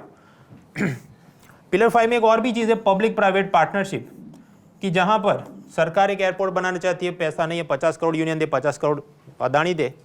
जब आप PYQ देखे या इवन मेंस, यूजुअली खास पूछते नहीं, और पूछे तो ऐसा कि अच्छा ऐसे एयरपोर्ट में, हाईवेज में क्या तकलीफ है, तो वो ऐसी कोई बड़ी चीज़ है नहीं as a topic, so we are not spending time there. That is pillar 5। Reverse order में अब आएगा 4 सेक्टर्स ऑफ इकोनॉमी, क्या, एग्रीकल्चर, मैन्युफैक्चरिंग, सर्विस सेक्टर, उसमें सब प्लानिंग करेंगे, फायर प्लान बनाएंगे, अनएम्प्लॉयमेंट होगा, GDP बढ़ाना है, महंगाई रोकनी है, ये सब बातें। So let's start with agriculture. देखिए, एग्रीकल्चर के लिए आपको क्या चाहिए, land, seed, chemical, fertiliser, irrigation, loan चाहिए। अब ये हर एक के जब हम एनालिसिस करें कितना पूछते हैं प्रीलिम्स और मेंस में, then I would give 3 star to land, क्योंकि जमीन के नाम पे समझो लीगल ओनरशिप, लैंड रिफॉर्म्स, किसानों की, बड़े किसानों की जमीन सरकार ले ले, गरीबों में बांट दे, ये सब मीन्स का भी मुद्दा बनता है। So that is one thing. उसके बाद सेकंड आपको चाहिए सीड्स। सीड्स के अंदर जेनेटिकली मॉडिफाइड क्रॉप, तो साइंस टेक्नोलॉजी भी आ जाती है, तो उस पर थोड़ी और समझ होनी चाहिए, चलो 5 स्टार। फिर आपको चाहिए केमिकल, तो ये फर्टिलाइज़र पर सब्सिडी देगी सरकार, कुछ बार कहेगी कि नहीं केमिकल यूज़ ही मत करो, जैविक खेती करो, ऑर्गेनिक फार्मिंग, तो उसके आगे पीछे की योजना है वो हुआ, उसको मैं कहूँ 5 स्टार। इरिगेशन, अब उसमें घूम फिर के एक ही चीज़ है, प्रधानमंत्री कृषि सिंचाई योजना और कुछ छोटी मोटी स्कीम्स, आपको कुछ मशीनरी चाहिए उसकी योजना, अपन खास उसके प्रश्न दिखते नहीं। लास्टली लोन एंड इंश्योरेंस, किसान लोन लेगा उसको कुछ सब्सिडी दी जाएगी, किसान क्रेडिट कार्ड है, इंश्योरेंस के लिए फसल बीमा योजना है। So that's done. ऑफकोर्स उसके सेलिएंट फीचर है तो बहुत सारी चीज़ें आएंगी, बट कुल मिला के बात तो उतनी है। किसान ने खेती कर दी, अब उसको वो अनाज बेचना है तो एक तो वो स्टेट के अंदर APMC मंडी वहाँ पर बेच सकता है, लेकिन वहाँ उसको अच्छे भाव नहीं मिलते। यूनियन गवर्नमेंट ने कहा कि हम कानून सुधार करते हैं ताकि तुम APMC मंडी में नहीं बेचना है तो किसी और को, फूड प्रोसेसिंग कंपनी को सीधा बेचो, तो ऐसा फार्म लॉज बनाए गए 3। फिर विरोध हुआ तो उसको हटा दिया। किसान की इच्छा हो जाए कि अमेजोन पे जैसे सामान बिकता है तो मुझे भी अपना प्रोडक्ट ऑनलाइन बेचना है, तो उसके लिए सरकार ने एक पोर्टल बनाया, ई-नाम पोर्टल, जहाँ पर किसान ऑनलाइन अपना चीज़ बेच सकता है। कुछ बार किसान कहे मुझे तो ये सारे ऑनियन एक्सपोर्ट कर देने, एक्सपोर्ट करता है तो सरकार करने देती है, फिर देखे बहुत महंगाई बढ़ी गई और इलेक्शन आ रहा है तो बैन भी कर देता है, तो काफ़ी अनसर्टेनिटी क्रिएट होती है, किसान को इनकम अच्छी मिल नहीं पाती है, तो ये एक सुधार की ज़रूरत है, ऐसा इकोनॉमिक सर्वे कहता है। तो ये तो 3 तरीके से बेच सकता है। चौथा क्या है, सरकार को ही बेच दे, which is called minimum support price. Minimum support price की फॉर्मूला याद रखनी है। मान लीजिए सरकार ने यह तय किया हम किसानों से गेहूं खरीदेंगे, अगर उसको बाजार में अच्छा भाव नहीं मिल रहा है तो सरकारी संस्था फूड कॉर्पोरेशन ऑफ इंडिया वो खरीदेगी। कौन से भाव पे खरीदेगी, उसे कहते हैं मिनिमम सपोर्ट प्राइस, MSP, न्यूनतम समर्थन मूल्य। तो मानिए गेहूं के लिए तय किया कि 100 किलो हम 2200 रुपये में तय खरीदेंगे। So how did government arrive to this number कि 2200 ही होना चाहिए, 2500 क्यों नहीं होना चाहिए? So there is a formula for it. A2 मतलब एक्चुअल खर्च कितना हुआ, कॉस्ट प्राइस किसान को फर्टिलाइजर, सीड्स, वाटर, इरिगेशन में कितना हुआ, जो भी मान लो 100 रुपये। देन FL मतलब उसका फैमिली लेबर, अपने बीवी बच्चों से काम कराता है, उनको तो पैसा नहीं दे रहा है, लेकिन मान लीजिए देना होता बाहर के मजदूर को बुला के, तो 2 लोगों का कितना चढ़ता, मान लीजिए वो भी 50 या 100 रुपये। सो सपोज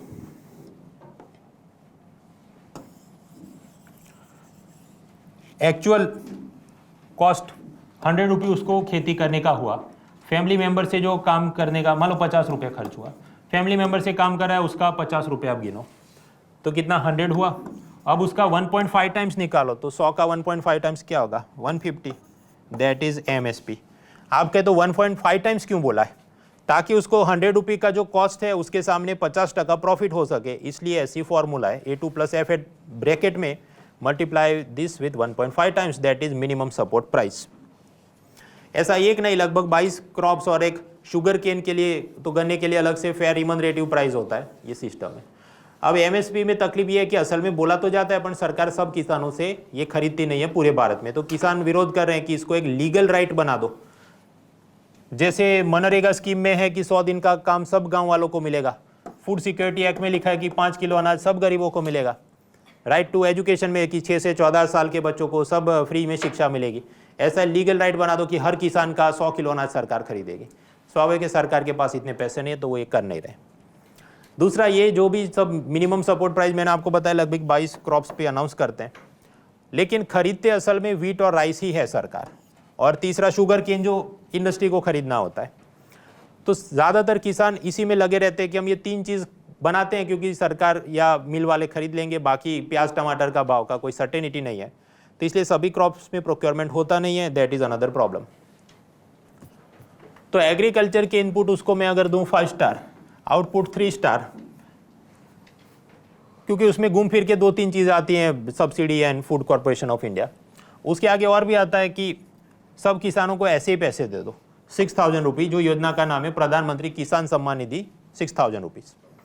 छोटी मोटी और भी स्कीम है कि एमएसपी में जो तकलीफ है तो उसको कम करने के लिए एक आशा पीएम आशा स्कीम निकालते हैं वगैरह।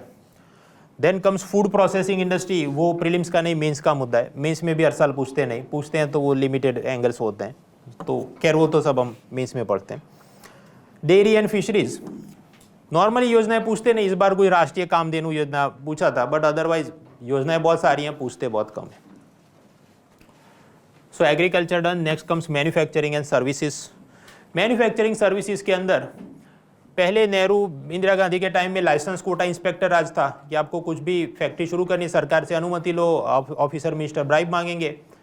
फिर बैलेंस ऑफ पेमेंट क्राइसिस हुई तो प्राइम मिनिस्टर नरसिम्हा राव ने जो भी 1991 में LPG reforms, liberalisation, privatisation, globalisation किया, मतलब प्राइवेट कंपनी वाले भी बैंक खोल सकते हैं, इंश्योरेंस कंपनी खोल सकते हैं, विदेशी कंपनियां भारत में आ सकती है, कोका कोला अपना फैक्ट्री लगा सकता है वगैरह। फास्ट फॉरवर्ड आगे बढ़े तो मोदी जी ने देखा, देखो भारत में एग्रीकल्चर इकोनॉमी थी, फिर सीधा बेंगलुरु हैदराबाद में सर्विस सेक्टर इकोनॉमी हो गई, तो मैन्युफैक्चरिंग को हमने नेग्लेक्ट किया है, तो चलिए मेक इन इंडिया करते हैं।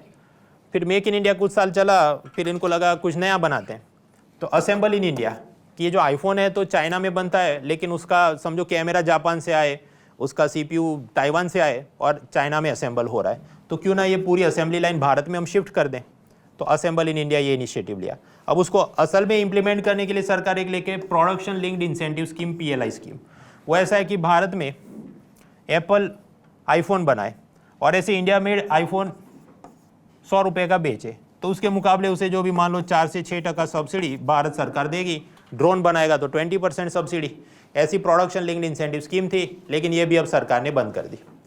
तो ये सब तो समझो अब धीरे धीरे ऐसी चीज़ हो गई है कि प्रीलिम्स में बहुत उपयोगी नहीं, मेंस में ज़्यादा उपयोगी है।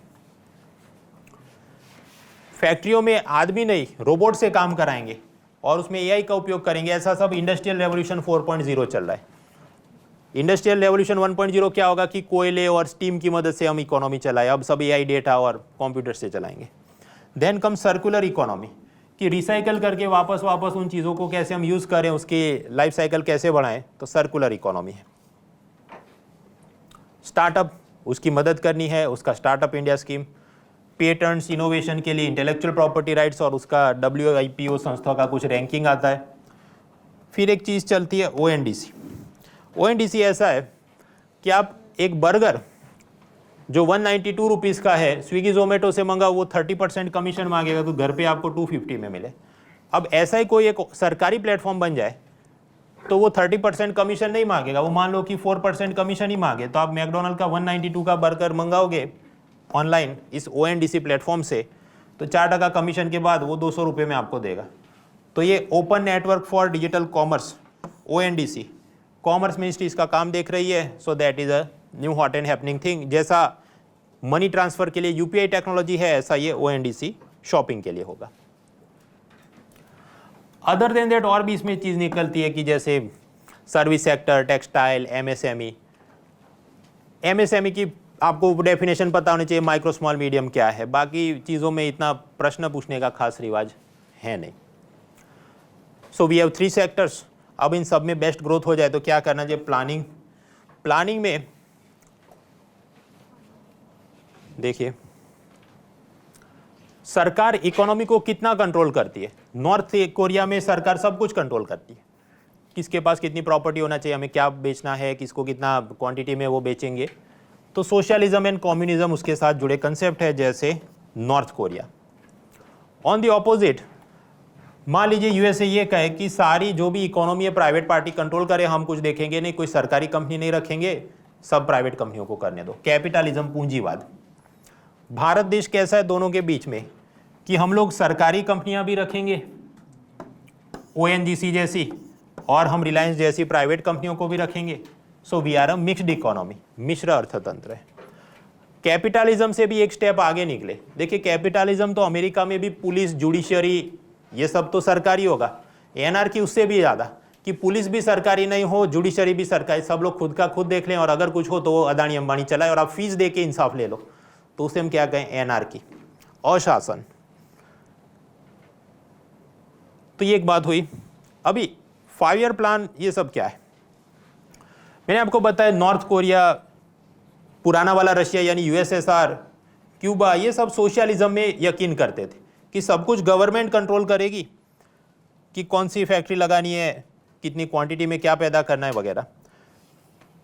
प्राइम मिनिस्टर नेहरू शुरू में उन चीज़ों से प्रभावित थे, तो यूएसएसआर को देखते हुए उन्होंने कहा कि हम भी 5 ईयर प्लान बनाते हैं, पंचवर्षीय योजना। उसमें ये सब खासकर बड़ी industry, coal mining, steel, shipping, heavy machinery, ये सब गवर्नमेंट के कंट्रोल में होगी।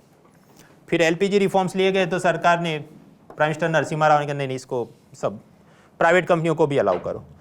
तो ये क्या हुआ, लिबरलिज्म, उदारीकरण, कि प्राइवेट कंपनियों को भी आप एंट्री दे रहे हैं। अब स्वाभाविक है इसी चीज़ को मोदी जी और आगे बढ़ा रहे हैं, मिनिमम गवर्नमेंट, कि और जल्दी से सब कंपनियों का प्राइवेटाइजेशन कर दो। एयर इंडिया, टाटा को बेच दिया, एक आईडीबीआई कंपनी, उसको प्राइवेट में बेच देंगे। सब एयरपोर्ट वगैरह भारत सरकार खुद के पैसों से ना लगाए, अदानी अंबानी की मदद ले, पब्लिक प्राइवेट पार्टनरशिप। ग्लोबलाइजेशन, और उसके लिए एफडीआई, कि मान लीजिए पहले इंश्योरेंस सेक्टर में फॉरेनर 74% तक इन्वेस्ट कर सकते, अब सीधा 100% कर दिया। तो ये सब क्या, उदारीकरण। लेकिन ये दूसरी बार हो रहा है, तो इसे हम कहते हैं नियो लिबरलिज्म, नवीन उदारीकरण, कि और दे दनादन हम लिबरलिज्म करेंगे। ये प्रीलिम से ज़्यादा मेंस का मुद्दा है, लेकिन मैंने आपको कंसेप्ट बताया कि बोलना क्या चाहता है। 5 ईयर प्लान्स नेहरू के, उसके लिए प्लानिंग कमीशन था। मोदी जी आए तो उन्होंने प्लानिंग कमीशन बंद कर दिया, उसकी जगह क्या है, नीति आयोग। नीति आयोग के बॉस कौन है, बॉस मोदी जी खुद हैं, समझो। नीति आयोग का चेयरमैन प्राइम मिनिस्टर खुद होता है, लेकिन रोज का काम देखने के लिए एक वाइस चेयरमैन होता है, वो कौन है, Suman Bery, he is an economist. 5 year plan खुद में एक अलग लेक्चर बन जाता है, लेकिन आप आजकल देखें 5 ईयर प्लान का बहुत पूछते हैं क्योंकि पुरानी चीज हो गई। नाउ आगे बढ़ते हैं, तो जीडीपी एंड इन्फ्लेशन ये समझना है। Unemployment, GDP, inflation. देखिए अनएम्प्लॉयमेंट के अंदर हर साल एक सर्वे होता है, उसका नाम है periodic labour force survey, PLFS. कुछ डेफिनेशन अलग अलग जात के, कि सीजनल अनएम्प्लॉयमेंट है, साइक्लिकल अनएम्प्लॉयमेंट है, लेकिन इसके प्रश्न हर साल इतने आते नहीं, और समझने में किताब में दिया बहुत आसान है, वो आप देख लेना। So the unemployment is done. Now let's go to GDP. GDP क्या है, भारत देश के अंदर एक साल में जो सब पैदा हुआ उसकी फाइनल मार्केट वैल्यू क्या है, that is GDP. So GDP means gross domestic product, full form याद होना चाहिए, सकल घरेलू उत्पाद। GDP is the market value of all final goods and services produced with in domestic territory of a country, Bharat देश के भीतर, इन अ सिंगल ईयर। तो अब जीवन बोध क्या लेते हैं, ओएनजीसी ने भारत में कुछ कृष्णा गोदावरी बेसिन में पैदा किया, भारत का जीडीपी है। लेकिन ओएनजीसी अगर रशिया में कुछ पैदा करे, भरे उसका वो पैसा भारत भेजे, तो भी वो भारत का जीडीपी नहीं है, वो रशिया का जीडीपी है। टाटा की एक कंपनी है जैगुआर, ब्रिटेन में, वो लोग जैगुआर कार बनाए तो ब्रिटेन का जीडीपी है, भले उधर से पैसा टाटा को इधर आए, it is not India GDP. Priyanka Chopra America में कोई मूवी करे, वो अमेरिका का जीडीपी है, उससे वो अपने फैमिली को पैसा भेजे तो वो भारत का जीडीपी नहीं है। सिर्फ भारत में जो पैदा हुआ वो भी फ्रेश इस साल पैदा हुआ, सेकंड हैंड गुड्स की हम बात नहीं करेंगे, दैट इज जीडीपी। अब आप कहें अच्छा तो फिर वो सब पैसा जो रशिया, ब्रिटेन और अमेरिका से प्रियंका चोपड़ा ने भेजा उसको जीडीपी में नहीं गिनना है, ऐसा तुम बोल रहे हो, तो उसको किधर गिनना है? सिंपल, वो सब चीज़ें gross national product, GNP, national disposable income, वो क्या है अभी आगे स्लाइड में देखते हैं। First focus on GDP. GDP में मैंने आपको बताया इस साल जो पैदा हुआ वो जीडीपी है, तो इस साल सिर्फ एक ऑनियन पैदा हुआ जिसका वैल्यू है 50 रुपये, आपका जीडीपी 50 रुपये 2025। पिछले साल मान लीजिए 2 ऑनियन पैदा हुए जिसकी वैल्यू थी 25 और 25, तब क्या बराबर 50 जीडीपी 2024 में। तो इसे हम कहते हैं GDP at current market price या नॉमिनल जीडीपी, कि अभी बाजार में क्या भाव चल रहा है उस हिसाब से इतना जीडीपी है। Now there is a problem, इधर सिर्फ एक ऑनियन पैदा हुआ, वहाँ 2 ऑनियन पैदा हुए, लेकिन दोनों का जीडीपी सेम आया, जबकि ये दोनों सेम नहीं है क्योंकि क्वांटिटी के हिसाब से अलग है। So what we have to do, we need a base year, एक तीसरा वर्ष पकड़ो कि उसके बेंचमार्क देखते हुए जीडीपी कितना होना चाहिए। तो बेस ईयर हमारा अभी है 2011, जिसको हम चेंज करने वाले हैं।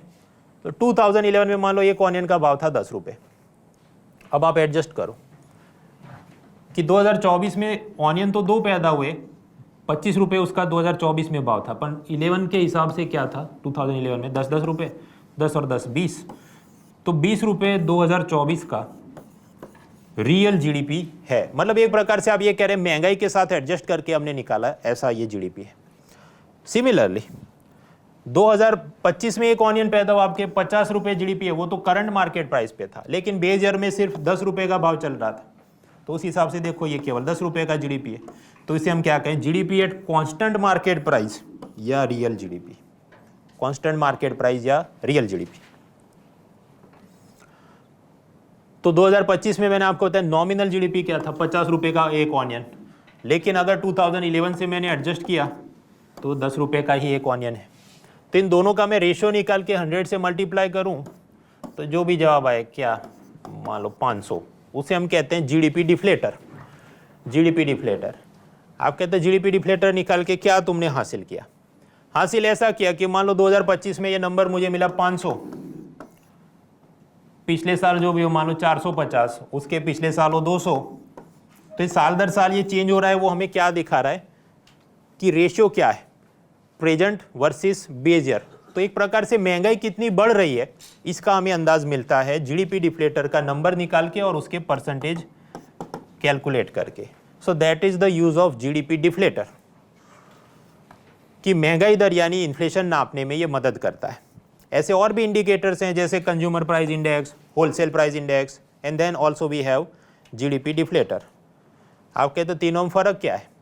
देखिए सीपीआई, डब्ल्यूपीआई ये सब ऐसे इंडिकेटर्स हैं कि एक बास्केट के अंदर ऑफिसर्स कुछ कमोडिटीज रखेंगे कि जूस, फ्रूट्स, मेडिकल बिल कितना आता है, और इसका मान लो इस बास्केट का भाव चल रहा है 100 रुपये, अगले साल चल रहा है 110, तो वो कहेंगे देखो 10% इन्फ्लेशन है। लेकिन आप समझो ये सैंपल के अंदर 40, 50, 500 चीज़ ही वो तो रख पाएगा, तो ये सैंपल साइज इसकी कम है, तो ये हमको असल में पूरा पिक्चर दिखाता नहीं सीपीआई, डब्ल्यूपीआई। जीडीपी डिफ्लेटर तो क्या है कि पूरे देश में जितना प्रोडक्शन हुआ और उसमें रियल और कांस्टेंट का रेशियो क्या है, तो मतलब पूरे देश की सुई से लेके हवाई जहाज, from needle to aircraft, everything में कितना इन्फ्लेशन हुआ हमें पता चलता है यूजिंग जीडीपी डिफ्लेटर। आप कहते हैं सीपीआई, डब्ल्यूपीआई बंद कर दो, सिर्फ जीडीपी डिफ्लेटर कैलकुलेट करो, पर भाई हर महीने इतना सारा डेटा कहाँ से लाओगे? तो साल खत्म होने के बाद पूरा आप निकालते हैं, तो हर महीने आपको डेटा चाहिए, तो आप क्या करेंगे? कुछ सैंपल निकाल के एक जजमेंट लेते हैं। So therefore we have indicators like CPI and WPI. तो एक तो हमने समझ लिया जीडीपी करंट मार्केट प्राइस पे क्या, मान लो 50 रुपए अभी भाव चल रहा है, लेकिन बेस ईयर से एडजस्ट किया, इन्फ्लेशन से एडजस्ट किया तो 10 रुपए ही निकला, तो वो कांस्टेंट मार्केट प्राइस या रियल जीडीपी है। अब ऐसा हर साल का आप रियल जीडीपी निकालो कि पिछले साल 100 था, इस साल 110 है, तो कितना ग्रोथ आया? 10%। इसे क्या कहते हैं? जीडीपी ग्रोथ या इकोनॉमिक ग्रोथ। तो जब हम बोलते हैं 7%, 8% जीडीपी ग्रोथ, हम किस ग्रोथ की बात कर रहे हैं? GDP at constant market price या रियल जीडीपी में ग्रोथ क्या है? क्योंकि बड़ा नंबर आएगा। So when we talk about economic growth, we talk about real economic growth which is adjusted with base year and inflation. तो ऐसा इकोनॉमिक ग्रोथ क्या रहता है भाई? अपनी जो कैपेसिटी है उस हिसाब से 6 to 8% की रेंज में रहता है। चाहे जब मनमोहन सिंह की सरकार थी, मोदी जी की सरकार थी, 2016 में नोटबंदी हुआ, 2017 में जीएसटी आया, वगैरह वगैरह। स्वाभाविक है कोरोना के अंदर लॉकडाउन के चलते प्रोडक्शन कम हो जाएगा तो नेगेटिव में चला जाएगा जीडीपी, लॉजिकल बात है। फिर समझो पिछले साल अगर 100 था और अब 110 हुआ तो आप क्या कहेंगे? 10% ग्रोथ है। लेकिन मान लीजिए कोरोना के चलते पिछले साल सिर्फ 50 ही था और अब नॉर्मल 100 हो गया, तो इधर से इधर आप कहें ये तो कितना 100% हो गया कुछ। तो क्योंकि पिछले साल खराब था इसलिए अभी प्रदर्शन नॉर्मल भी हो तो वो बहुत अच्छा दिखता है आपको। इस चीज़ को हम कहते हैं बेज इफेक्ट। बेज इफेक्ट मतलब ए डिवाइड बाई बी आप करते हैं तो बी वाला नंबर जितना कम होगा तो रेशियो के हिसाब से आपको जवाब बड़ा आएगा। तो इधर से इधर बहुत खुश नहीं होना, देखो 9% ग्रोथ है, ये बेज इफेक्ट के चलते। ये ऐसी बात है कि अर्जुन कपूर के सामने ऋतिक रोशन हमेशा अच्छा डांसर ही दिखेगा, आप शाहिद कपूर के साथ compare then okay now this is normal 6%। ये सब चला, फिर यूक्रेन युद्ध स्वाभाविक है गिर जाएगा क्योंकि अपना इंपोर्ट एक्सपोर्ट पे असर होगी, फिर थोड़ा नॉर्मल। अभी हर साल इकोनॉमिक सर्वे एक प्रोजेक्शन देता है कि हमें क्या उम्मीद है, क्या ग्रोथ होगा। तो 2025 के लिए उम्मीद है कि 6.3 to 6.8% इकोनॉमिक ग्रोथ होगा, ऐसा इकोनॉमिक सर्वे कहता है। और ऐसा हर साल वो नंबर लाएगा। आपके लिए ये कम काम का है क्योंकि आप 2026 टारगेट करें। 26 में जो इकोनॉमिक सर्वे आया जनवरी में, उसका पहला चैप्टर उसकी लास्ट पैराग्राफ पढ़ना, वो लिखेगा कुछ, मान लो 5% होगा या कुछ, then that is the new projection. उसको याद रखना है। आईएएस में तो नहीं पूछेंगे क्योंकि उनको पता है कि आप रट के जाओगे, पर बाकी परीक्षाओं में वो पूछते रहते हैं। सो this is GDP growth rate. कैसा ग्रोथ रेट? जो 2011 के साथ हमने एडजस्ट किया। अब ऐसा एक ग्रोथ रेट या इकोनॉमिक ग्रोथ है, इसमें तो हम क्या देखते हैं कि देखो नई कार्स भी बने, भले वो पॉल्यूशन करे तो भी हैप्पी इमोजी, हार्ट इमोजी, क्योंकि ये सब ग्रोथ है। प्लास्टिक की बोतल बने, सॉफ्ट ड्रिंक बने, आप कुछ जंक फूड खा के बीमार हो, सब जीडीपी है। But when we talk about the standard of living, health care, education, child labour, ये सब कम होना चाहिए, इंप्रूव होना चाहिए मतलब, तो उसके साथ जुड़ा कंसेप्ट है इकोनॉमिक डेवलपमेंट यानी आर्थिक विकास। तो इकोनॉमिक डेवलपमेंट क्या है? ये चीज और उसके ऊपर standard of living, health, education सब बेस्ट हो, that is called economic development. मैंने आपको बताया जीडीपी का अभी बेस ईयर क्या है? 2011, लेकिन ये बहुत पुराना हो गया, तो हम क्या चाहते हैं थोड़ा नया वाला, मतलब इट इज लाइक कि अभी की मूवी 60s की मूवी से कंपेयर करो तो जमीन आसमान का फर्क है, तो उससे कोई सेंस बनती नहीं। फिल्म का रिव्यू रखना है तो भाई इस साल जो मूवी आई 5 साल पहले कैसे बनती थी, उससे कंपेयर करो, that will give you clearer picture. तो सरकार का ये सोचना है कि हम लोग एक नया बेस ईयर पकड़ते हैं 2022-23, और ये 2026 से नई वाली सीरीज हम चालू करेंगे। ऐसा अभी समाचार आया, जब अगले साल शुरू होगा तो और हंगामा और आर्टिकल कॉलम आएंगे तो और डिटेल में पढ़ेंगे। ऐसे कुछ और भी इंडिकेटर्स होते हैं, index of industrial production, consumer price index, उसके भी सब नंबर्स बेस ईयर चेंज करने वाले हैं। अभी इसका लोड नहीं लेना है, क्योंकि अभी आप याद भी करोगे तो भी 1 महीने बाद भूल जाओगे। इसको कब याद करना है? अगले साल एग्जाम करीब आए तब 3 महीने पहले याद कर लेना है फिर से। Now comes GDP calculation. उसकी फॉर्मूला रात को 2 बजे भी याद होनी चाहिए, समझ लेते हैं। जीडीपी गिनने के 3 तरीके हैं। One is expenditure method, second is gross value added method, and third is income method. पहले आसान से शुरू करते हैं। जीडीपी मैंने आपको बताया कि भारत देश में जो भी पैदा हुआ इस साल वो जीडीपी है। तो अगर कोई भी चीज़ पैदा हुई, इसका मतलब क्या? या तो उसको पैदा करने के लिए किसी ने पैसा खर्च किया, या उसको खरीदा तब किसी ने पैसा खर्च किया। तो ये जितना एक्सपेंस है, खर्चा हुआ, उसे हम कैलकुलेट करें तो जो नंबर आए वो अपना जीडीपी होना चाहिए। तो फॉर्मूला ऐसी है, सी फॉर कंजम्पशन, कि मान लो ये स्टूडियो लाइट या कैमरा इसी साल बना था और हमने खरीदा 100 रुपये। आई फॉर इन्वेस्टमेंट, मतलब कोई कंपनी ने उसके वास्ते जो रॉ मटेरियल खरीदा है लेकिन फाइनल प्रोडक्ट अभी नहीं बना, या फिर कि कैमरा बना तो दिया, किसी ने खरीदा नहीं है लेकिन बना दिया, तो जीडीपी तो है। तो अनसोल्ड इन्वेंटरी वो भी एक प्रकार से जीडीपी है, तो उसे हम गिनेंगे आई फॉर इन्वेस्टमेंट में। तो मान लो 100 रुपये का कैमरा नहीं बिका है, वो आई फॉर इन्वेस्टमेंट कंपनी का उधर पड़ा है। जी फॉर गवर्नमेंट एक्सपेंडिचर, सरकार अपनी तरफ से कोई बस खरीद ले 100 रुपये की, तो भी भारत देश में अगर बस बनी है तो भारत देश का जीडीपी है। एक्स फॉर एक्सपोर्ट, भारत देश की आसाम की चाय अमेरिका वाले खरीद लें 100 रुपये की, तो वो भी भारत का एक्सपोर्ट हुआ, तो भारत में पैदा हुआ, तो ये जीडीपी है। तब क्या? Okay, CIG, x for export, ये सब भारत देश का जीडीपी है, दैट मेक्स सेंस। लेकिन माइनस करना है आपने इंपोर्ट्स, M फॉर इंपोर्ट्स। अब आप कहें ये तुमने शुरू में बताया कि भाई बाहर की चीज़ें तो गिननी नहीं, तो इंपोर्ट क्यों माइनस करवाया तुमने? इसका कारण ये है कि समझो NSO ऑफिसर्स आपका सर्वे करने आएंगे और आपको पूछा आपने कितना स्पेंड किया, आप कहें हाँ ठीक है पूरे साल में 100 रुपये का मैं शॉपिंग किया, मैंने एक मोबाइल खरीदा है। अब NSO ऑफिसर जब आपसे डेटा कलेक्ट करे तो आप कोई उसका डिब्बा फेंक दिया होगा या कुछ, तो आपको थोड़ी याद है कि ये इंडिया मेड आईफोन था या चाइना मेड आईफोन था, तो आपसे नंबर वो सीधा ले लेगा, भाई तुमने कितना शॉपिंग किया था, हमको दे दो डेटा। तो हम देसी और चाइनीज़ दोनों मोबाइल जो भारत में बिके हैं उसका हम यहाँ पर डेटा कंजम्पशन में कलेक्ट कर लेते हैं। तो ये तो अपने से गलती हो गई कि चाइनीज़ फ़ोन तो नहीं गिनना था लेकिन हमने गिन लिया। तो क्या करना चाहिए? लास्ट स्टेज में माइनस करना चाहिए। ओके, तुम अभी तो बोला कि डिब्बा फेंक दिया होगा, तो माइनस क्या करने बैठोगे? समझो इंपोर्ट का डेटा हर साल RBI के पास आ ही जाता है। वो ऐसे आ जाता है कि आप इंपोर्ट करते, करेंसी एक्सचेंज के कुछ ना कुछ चीज़ रहती है, तो वो बैलेंस ऑफ पेमेंट नाम के क्लासिफिकेशन में आ जाता है। तो RBI एक एक फ़ोन का हिसाब नहीं देगा, पर वो कहेगा पूरी इकोनॉमी में पूरे साल में इतना इंपोर्ट हुआ, तो अपनी वहाँ जितनी डबल कैलकुलेशन हो गई थी वो सारी हम माइनस कर देंगे RBI को पूछ के कि भाई कुल मिला के कितना इंपोर्ट था, वो कहे जो भी 80 था, तो माइनस कर दो, तो अपना जवाब गलत नहीं होए। So you have to remember the formula, रात को 2 बजे भी याद होनी चाहिए। Consumption plus investment plus government expenditure plus export minus import is GDP. आसान है, 5 बार लिखो तो भी याद रह ही जाना है। नाउ एक तो याद हो गया CIG XM। अब ऑफकोर्स इसमें ये करेंगे वो करेंगे, डबल काउंटिंग, इसका कोई अंत है नहीं, MCQ में उतना वो जाता नहीं है, बेसिक पता होना चाहिए, कर लिया। तो एक्सपेंडिचर मेथड से जीडीपी गिनना है, दैट इज CIGXM, डन। उसी तरह दूसरी दो भी मेथड है, वो मैं आपको सीधा फॉर्मूला बता देता हूँ, बाकी डिटेल्स आपको बुक में मिल जाएंगी। ग्रॉस वैल्यू एडेड वो ऐसा है कि मान लो ये ट्रैक्टर 10 लाख का है, लेकिन उसको बनाने में जो बीच में स्टील और प्लास्टिक रबर निकला वो सब मान लो 6 लाख का था, तो माइनस कर दो क्योंकि वो तो इसमें फाइनल प्रोडक्ट में ऐड हो गया, तो 10 - 6 क्या जवाब है, तो ग्रॉस वैल्यू एडेड मेथड से निकाला हुआ जीडीपी, उसमें फिर टैक्स सब्सिडी आप एडजस्ट करेंगे तो फाइनल जीडीपी मिलता है। तो total value minus cost of intermediate goods. तीसरा मेथड बहुत आसान है कि कोई भी चीज़ बनाई जा रही है तो कोई ना कोई पैसा कमा रहा है, इकोनॉमिक एक्टिविटी है, तो वेजिस मजदूर को कितना पैसा मिला, then interest plus profit plus rent, किसी ने ज़मीन दी उस पर उसको किराया मिला होगा, तो वेजिस इंटरेस्ट प्रॉफिट रेंट, इन सबको आप ऐड करो, जो भी जवाब आए इसका मतलब इतने रुपये का प्रोडक्शन हुआ होगा, दैट इज इनकम मेथड। अभी हम डिटेल में नहीं जा रहे वरना ये खुद में ही 2 घंटे की बात है। So there are 3 ways to calculate GDP. अब ऐसा कर करके आप पूरी दुनिया में किस देश का सबसे ज़्यादा जीडीपी ये सब निकालो, तो IMF ने कुछ रैंकिंग दिया 2025 के लिए, सबसे ज़्यादा जीडीपी USA का, दूसरे नंबर पे चाइना, तीसरा जर्मनी, चौथे नंबर पर यूजुअली जापान रहता था, लेकिन इस बार इंडिया रहेगा, तो स्वाभाविक है इंडिया का रैंक शिफ्ट हो जाएगा, तो Japan will become 5th largest economy, India will become 4th largest economy.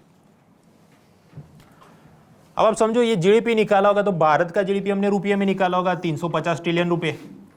फिर हमें क्योंकि सारे देशों से कंपेयर करना है तो कॉमन करेंसी ले लो डॉलर, तो डॉलर में हम कन्वर्ट कैसे करेंगे कि $1 का क्या भाव चलता है, मान लो 84 रुपीज़, उस हिसाब से भारत का जीडीपी $4187 बिलियन। जापान की येन करेंसी में उसने जीडीपी निकाला होगा, उसको आप डॉलर में कन्वर्ट करें, उसका 4186 बिलियन, तो आपको पता चले अच्छा इंडिया का जीडीपी जापान से आगे। अब ये जो जीडीपी है समझो नॉमिनल एक्सचेंज रेट पे, कि एक्सचेंज रेट क्या चल रहा है मार्केट में। लेकिन एक और हाइपोथेटिकल काल्पनिक बात है कि मान लीजिए एक बर्गर अमेरिका में $5 में मिले, भारत के अंदर 100 रुपये में मिले, तो डॉलर की वैल्यू क्या होनी चाहिए, 100 डिवाइड बाय 5, तो 20 होनी चाहिए। तो यानी कि डॉलर की वैल्यू होनी चाहिए, $1 का 20 रुपया आना चाहिए। अब ऐसा असल में होता नहीं है, तो काल्पनिक चीज़ है, इसको हम कहते हैं परचेजिंग पावर पैरिटी। तो परचेजिंग पावर पैरिटी के हिसाब से जब हम एक्सचेंज रेट निकालें कि भारत देश का ये जो भी इतना रुपये का जीडीपी है और ₹1 का 20 रुपीज़ का $1 आना चाहिए, ऐसे एक्सचेंज रेट से जब आप जीडीपी निकालते हैं तो भारत ऑलरेडी दुनिया का 3rd लार्जेस्ट इकोनॉमी है। भारत 3rd लार्जेस्ट इकोनॉमी है परचेजिंग पावर पैरिटी के हिसाब से, चाइना नंबर 1 पे है और USA 2nd नंबर पे। अब ये जो अपना $4 ट्रिलियन का जीडीपी हो गया, लेकिन अपनी एक और भी तकलीफ है, सामने आबादी कितनी है कि 140 करोड़, तो जब आप डिवाइड करोगे तो नंबर पर कैपिटा जीडीपी बहुत कम आएगा, कि इंडिया का पर कैपिटा जीडीपी 2024 में $2700, उसके मुकाबले वियतनाम का स्वाभाविक है रेशो बढ़ जाएगा, क्योंकि वियतनाम में भी आईफोन, टेस्ला ये सब फैक्ट्रियाँ होंगी और वहाँ पर पॉपुलेशन कम है, तो उनका पर कैपिटा जीडीपी मतलब जीडीपी डिवाइड बाय पीपल वो $4500 समथिंग आएगा। तो इस हिसाब से वो बहुत बेहतर है वगैरह, द हिंदू में कॉलम चलते रहते हैं, लेकिन ये प्रीलिम्स के लिए कम है, मेंस के लिए ज़्यादा है। फिर वो इसमें और आगे बढ़ेंगे कि देखो भारत का तो ह्यूमन डेवलपमेंट इंडेक्स भी बहुत कमज़ोर है, कितना 130, बांग्लादेश का भी इतना ही है वगैरह वगैरह। हमने देखा GDP that is gross domestic product. अब दो और चीज़ देखनी है, मैं आपको 10 सेकंड देता हूँ, पहले तो ये वर्ड्स के फुल फॉर्म आप याद करो, तब तक मैं पानी पी लेता हूँ। What is GNP and what is disposable income.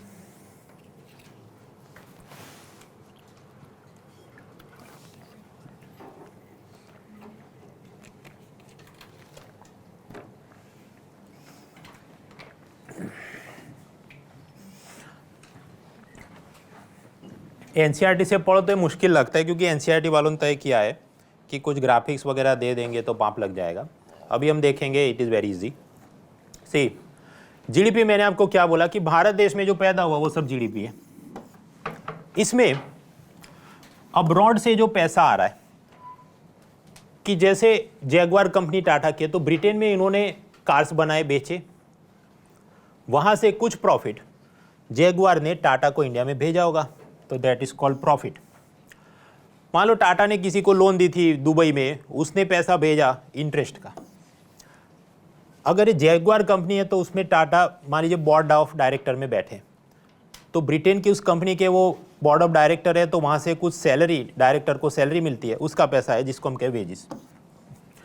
मान लीजिए टाटा की दुबई में प्रॉपर्टी है, किसी को रेंट पे चढ़ाई है और वो किराए का पैसा देता है, तो रेंट, तो यानी वेजिस, इंटरेस्ट, प्रॉफिट, रेंट विदेशों से जो आ रहा है, तो वेजिस, इंटरेस्ट, प्रॉफिट, रेंट को हम कहते हैं प्राइमरी इनकम, क्योंकि लैंड, लेबर, कैपिटल में से निकलता है, तो ये सब प्राइमरी इनकम या फैक्टर इनकम माना जाता है। तो विदेश से आया हमने प्लस करना है। रिवर्स इज ऑल्सो ट्रू कि भारत से ऐसा पैसा बाहर जाता होगा तो उसको माइनस हम करेंगे। तो जीडीपी में ये जो अब्रॉड से आने वाले वेजिस, इंटरेस्ट, प्रॉफिट, रेंट को आप ऐड करते हैं तो उससे निकलता है ग्रॉस नेशनल प्रोडक्ट। तो समझो वो था डोमेस्टिक और ये हो गया national. I give you 10 seconds, इतना दिमाग में उतारो। देखिए हम ब्रेक नहीं ले रहे क्योंकि अभी 20-1 मिनट में ये पूरा निपट ही जाएगा, उसके बाद आपकी लंच की व्यवस्था है और उसके बाद हिस्ट्री से, so we are not taking a break क्योंकि अभी खत्म ही हो जाए। तो समझिए ये तो इसमें कुछ दम है ही नहीं, लॉजिकल बात है कि हाँ ये 4 चीज़ें करनी है। लॉजिकल नहीं है तो रटो तो भी एक ही स्लाइड है। एनसीईआरटी में जटिल इसलिए है क्योंकि वो पैराग्राफ भर भर के लिखता है। ओके ठीक है, चलो ये तो नेशनल वाले बाहर से पैसा आया बता दिया। अब आप समझो ग्रॉस नेशनल प्रोडक्ट तक हम आ गए कि इंडिया में पैदा हुआ और ये बाहर से जो वेजिस, इंटरेस्ट, प्रॉफिट, रेंट का पैसा है जिसे हम फैक्टर इनकम या प्राइमरी इनकम कहते हैं। अब्रॉड से कुछ और तरीके से भी पैसा आते हैं कि प्रियंका चोपड़ा ने हॉलीवुड मूवी में काम किया, उसमें से जो भी अपने बहन की शादी में उसने गिफ्ट में कुछ पैसा भेजा। तो यहाँ पर आप समझो कि कोई इकोनॉमिक एक्टिविटी नहीं हुई टाटा की तरफ से या कोई भारत के व्यक्ति की, प्रॉफिट, इंटरेस्ट ऐसा कुछ हुआ नहीं है, बस ऐसे ही पैसा आ रहा है बिना मतलब कुछ श्रम किए, कुछ मेहनत किए। तो गिफ्ट का पैसा, उसी तरह रेमिटेंस मतलब आप अपनी फैमिली को फॉरेन से पैसा भेजते हैं। डोनेशन, चैरिटी, दान चंदे में पैसा है। फाइन्स, जुर्माने का पैसा है।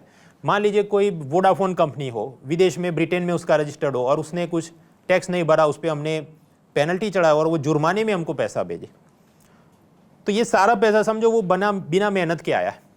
तो इसे हम कहते हैं सेकेंडरी इनकम या ट्रांसफ़र पेमेंट्स। तो यानी जीडीपी, इसमें प्राइमरी इनकम ऐड किया तो जीएनपी मिला, उसके अंदर सेकेंडरी इनकम ऐड किया, ये सब गिफ्ट, एमिशन, डोनेशन वगैरह, तो हमको मिलता है national disposable income, that is NDI. Disposable मतलब क्या, खर्च करने योग्य, कि ये कुल मात्रा में पैसा उपलब्ध है आपकी इकोनॉमी में, भले आपने पैदा किया है नहीं किया है, बाहर से आया है, मेहनत का आया है, मुफ्त का आया है, सब आया है, what ever is total available, that is called national disposable income. बस तो ये एनसीईआरटी के अंदर एक चैप्टर है, उसका मेन जिस्ट आपको मैंने बताया, आगे पीछे छोटी कहानियाँ वो बुक में देख लेना। Now comes inflation. इन्फ्लेशन समझो महंगाई कितनी है, तो एक तो नाप सकते हैं जीडीपी डिफ्लेटर की मदद से, लेकिन वो 1 साल बाद डेटा आएगा जो मैंने आपको बताया। तो दूसरा है हर महीने डेटा निकालना है, तो आप कुछ 5-25 चीज़ों का सैंपल ले लो और उसका प्राइस ट्रैक करो कि A for food, B for clothes, C for soap, और इसका एवरेज क्या प्राइस चल रहा है, ABC/3 कर दो, और फिर ऐसा हर महीने का नंबर ट्रैक करो, उसका ग्रोथ निकालो, that is consumer price index. पर इसमें तकलीफ है, फूड, क्लोथ और सोप हम हर रोज़ इक्वल फ्रीक्वेंसी में खरीदते नहीं हैं, तो हमें ये करना चाहिए कि उनको उनकी फ्रीक्वेंसी के हिसाब से जो चीज़ ज़्यादा खरीदी जाती है या इस्तेमाल की जाती है उसको ज़्यादा वेट दे। मान लो 3 टाइम्स, थोड़ा कम है 2 टाइम्स, थोड़ा कम है 1 टाइम्स, तो 3 + 2 + 1 तो क्या होगा 6। तो इसको हम कहते हैं वेट एवरेज। वो था सिंपल एवरेज ABC/3, ये है वेट एवरेज, क्योंकि भारांक आप दे रहे हैं। मैं बता रहा हूँ इससे जटिल है, असल फार्मूला को कहते हैं लास्पायर्स फार्मूला, लेकिन सिद्धांत उसका ये है कि जो चीज़ ज़्यादा यूज़ करते हैं उसको ज़्यादा वेट असाइन करते हैं और फिर प्राइस ट्रैक करते हैं अंदर कंज्यूमर प्राइस इंडेक्स। तो अभी आप लगाओ तुक्का, कौन सी चीज़ को सबसे ज़्यादा वेट असाइन करेंगे, तो स्वाभाविक है खाने पीने की चीज़ को भी लगभग 40-50% वेट असाइन करना होगा, क्योंकि सबसे ज़्यादा तो हम वही खरीदते हैं फ्रीक्वेंटली।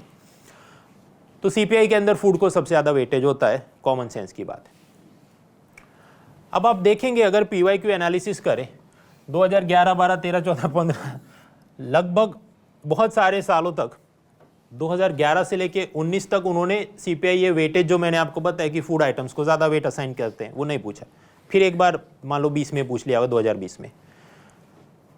तो इकोनॉमी इज़ नॉट हिस्ट्री की बुद्धिज़्म जैनिज़्म हर साल आएगा ही, या इट इज़ नॉट पॉलिटी कि हर साल पार्लियामेंट और फंडामेंटल राइट का कुछ पूछेंगे। इकोनॉमी इज इकोनॉमी, उसमें ये जो सब कंसेप्ट हैं ये 10 साल में एक बार रिपीट होते हैं, लेकिन पढ़ के तो आपको 10 के 10 साल जाने पड़ेंगे। तो इस कारण से समझो उसमें फिर भागना नहीं है। ये सब यूट्यूबर्स की तकलीफ क्या है, देखो 2 साल नहीं पूछा तो आजीवन कभी नहीं पूछेंगे, इसलिए वो बर्बाद हैं और आपको बर्बाद कर रहे हैं। The core theory and concept you must remember. Inflation में एक कंसेप्ट समझना है। मान लीजिए आपने अपने एक पड़ोसी विजय माल्या को 5 किलो शुगर दिया उधारी में और कहा कि आप हमको लौटा देना। सो यू वुड एक्सपेक्ट कि चलो 5 किलो दे दे, 6 किलो दे दे, right, then you would be happy.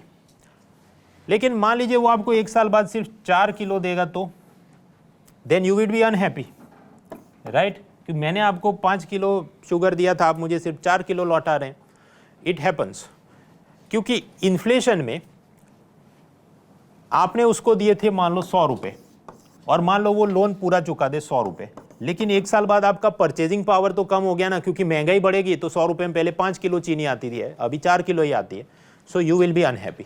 तो समझो इन्फ्लेशन में जो भी डिपॉजिटर है जिसने बैंकों में पैसा सेव किया, जो लैंडर है जिसने लोन दिया, जिसने बॉन्ड खरीदे, बॉन्ड भी एक जात का लोन है जो आप कंपनियों को देते हैं, तो आपने 100 रुपये उनको दिए थे, वो आपको मान लो 104 भी लौटा रहे हैं, लेकिन इन्फ्लेशन अगर 7% बढ़ गया तो उसके सामने 4% के रेट से आपका परचेजिंग पावर तो कम ही है। इसलिए हमेशा इन्फ्लेशन में ये सब लोग नाराज़ रहते हैं। और अब समझो कि अगर ये नाराज़ है तो सामने मिरर की उस साइड वाला व्यक्ति खुश होगा कि माल्या ये सोचेगा देखो मैं कितना शाना हूँ कि मैंने 5 किलो चीनी, मतलब जो भी 100 रुपये परचेजिंग पावर वाला करेंसी नोट दिया था, मैंने उतना लौटाया, लेकिन 1 किलो का तो मुझे फिर भी फ़ायदा हो गया, बिकॉज परचेजिंग पावर उनका कम हो गया, तो मतलब मैंने लाइफ इंजॉय कर ली है। इसलिए जो बॉन्ड होल्डर्स हैं, जो बोरोवर्स हैं, उनको महंगाई में खुशी होती है, they are happy.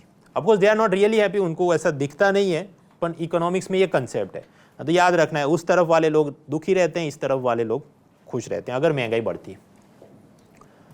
Now inflation तक हमने देख लिया, आगे बढ़ते हैं international trade. Normal international trade वाले में से ज़्यादा सवाल आते थे और करेंसी एक्सचेंज का एक आध सवाल तो आ ही जाता था, लेकिन 2025 थोड़ा अलग था कि कुछ नहीं पूछा करेंसी एक्सचेंज से। डोंट वरी, बाकी भी जो आप परीक्षाएं देते तो कंसेप्ट तो पता होना ही चाहिए, तो हम अभी पढ़ लेते हैं। रुपये के बदले आपको डॉलर चाहिए, लीगली आप खरीद सकते हैं। हाँ, ये वेस्टर्न यूनियन, मनी ट्रांसफर, बहुत सारी संस्थाएं हैं और they will give you. So this is one way to exchange करना। इलीगली भी आप पैसा एक्सचेंज कर सकते हैं, ये ब्लैक मार्केट, शराब, दारू, हवाला, ऐसे लोग जो हैं। हम लीगल तरीके की बात करते हैं। तो लीगल तरीके से आप जाएंगे वेस्टर्न यूनियन के पास कि मेरे रुपये ले लो 80 रुपीज़ और सामने मुझे $1 दे दो, तो ये होगा। अब आप समझो वेस्टर्न यूनियन के पास डॉलर छापने की मशीन नहीं है, वो कहीं से लाया होगा और आपको दे रहा है डॉलर, बीच में कमीशन खाता होगा, तो डॉलर वो कहाँ से लाएगा? ऑब्वियसली सामने कोई अमेरिकन व्यक्ति होगा जो वेस्टर्न यूनियन के पास गया होगा कि भाई मुझे डॉलर के बदले आप रुपया दे दो, क्योंकि मुझे इंडिया से चाय खरीदनी है, सामान खरीदना है, इधर कॉल सेंटर लगा है, उन लोगों को सैलरी देना है। तो इन दोनों इकोनॉमिक एजेंट्स को फॉरेक्स डीलर बीच में मैनेज कर रहा है और कमीशन कमा रहा है। तो यानी यहाँ सप्लाई है, डिमांड है, सप्लाई डिमांड ऊपर नीचे होगी तो डॉलर का भाव ऊपर नीचे होगा। So that happens. अब जैसे कि डॉलर और युआन के बीच आप सोचिए, $1 की वैल्यू हो 5 युआन, उसके बाद ऐसा हो जाए कि $1 की वैल्यू 7 युआन हो जाए, किसी कारण से सप्लाई डिमांड ऐसा हो गया कि डॉलर का सप्लाई कम है, युआन का ज़्यादा है, तो डॉलर महंगा हो जाएगा। आप ऐसा सोचो कि पहले 5 युआन दे के $1 खरीद सकते थे, अभी 7 युआन दो तब $1 मिलता है, तो डॉलर महंगा हो गया, स्ट्रांग हो गया। So correct term is dollar strong हो गया। अब वो स्ट्रांग हो गया तो सामने जो है वो वीक हो जाएगा, तो अच्छा युआन करेंसी वीक हो गई। अगर ऐसा होता है तो चाइना दुखी नहीं होगा, China will be very happy कि देखो हमारी युआन करेंसी तो और वीक हो गई, तो हमारे एक्सपोर्टर्स को मज़ा आ जाएगा। अब कैसे मज़ा आ जाएगा? मान लीजिए एक अमेरिकन ने ये सोचा है कि मुझे 500 ग्राम चाय इंपोर्ट करनी है, इंडिया से मैं इंपोर्ट करूं, मान लो $1 का 80 रुपीज़ है और उसमें 500 ग्राम चाय मिलती है, और चीन में $1 का 5 युआन है और उससे 500 ग्राम चाय मिलती है। सपोज दिस इज सिचुएशन 1 कि दोनों ही देश से 500 ग्राम चाय आप खरीद सकते हैं, and you are an American person. अब क्या हुआ कि युआन तो वीक हो गया कि जो पहले डॉलर में 5 उसकी जगह आप 7 युआन दो तब आपको $1 मिलता है। तो अमेरिकन तो खुश हो जाएगा ना कि मैंने $1 दिया, 5 की जगह मुझे 7 युआन मिल गए। तो वो सोचेगा अच्छा इसका मतलब कि 500 ग्राम की जगह अब तो मैं 700 ग्राम चाय चाइना से इंपोर्ट कर सकता हूँ, क्योंकि युआन वीक हो गया है। तो अमेरिकन इंपोर्टर के रूप में आई विल बी हैप्पी। तो भारत से अब वो चाय नहीं खरीदेगा, वो सारे कस्टमर चाइना में शिफ्ट हो जाएंगे। इस कारण से Chinese exporters will be happy जब भी युआन वीक होता है। लेकिन यहाँ पर एक अजम्पशन है, अजम्पशन ये कि महंगाई नहीं बढ़नी चाहिए। अगर चाइना में महंगाई बढ़ गई और $1 या 7 युआन के अंदर सिर्फ 400 ग्राम चाय आ रही है, then the American importers will not be happy, they will not come. तो कुल मिला के समझना ये है कि किसी भी देश की करेंसी का वीक होना थियोरेटिकली उसके एक्सपोर्टर्स के लिए अच्छी बात है। आप कहते तो भाई भारत की ये करेंसी 80 से लेके 86 हो गए थे तो बहुत वीक हो गया, तो घी दूध की नदियाँ क्यों नहीं बह रही है? क्योंकि सामने प्रोडक्ट की क्वालिटी भी होनी चाहिए, महंगाई भी स्टेबल होनी चाहिए, तभी फॉरेनर्स उसको खरीदेंगे। अब नॉर्मली इकोनॉमी में एक्सचेंज रेट अपने हिसाब से चलते रहता है। चीन उसको मैनिपुलेट कैसे करता है? एक तरफ डॉलर एक तरफ युआन है, दोनों का रेशियो 5 भी हो सकता है, 7 भी हो सकता है, 25 भी हो सकता है, 15 भी हो सकता है। नॉर्मली मार्केट ये तय करे, चीन ये करता है कि देखो मैं ज़रूरत से ज़्यादा युआन प्रिंट करते रहूँ ताकि इसका सप्लाई बढ़ जाए, और सामने डॉलर्स जितने चाइना के मार्केट में आएगा मैं उसको बाय करते रहूँगा, मतलब चाइना की सेंट्रल बैंक, ताकि उसकी शॉर्टेज बनी रहे, मैं उसको अपने फॉरेक्स रिजर्व में छुपा के रखूँगा। तो दोनों साइड से वो मैनिपुलेट करेगा, तो स्वाभाविक है डॉलर की सप्लाई कम दिखेगी, युआन की ज़्यादा, तो युआन 5 की जगह 7 का हो जाए। तो ये युआन वीक तो हुआ, लेकिन इसको वीक बनाया गया है, अंडर वैल्यू रखा गया है। तो चाइना पर यह आरोप लगता है कि आप जानबूझ के युआन को अंडर वैल्यू रखते हैं। ट्रंप इससे नाराज़ है, ट्रंप इस सब चीज़ को फिक्स करना चाहता है। तो कुछ कुछ बार ये चीज़ें समाचार में आती हैं। आप कहते तो फिर भारत ने भी इस तरह अपनी करेंसी को रुपया दे दनादन छाप दो, कमज़ोर कर दो, $100 का $1 करवा दो, तो हमारे एक्सपोर्टर को मज़ा होगा। पर आप समझो वो तो इंपोर्ट भी तो परेशान करेगा हमें।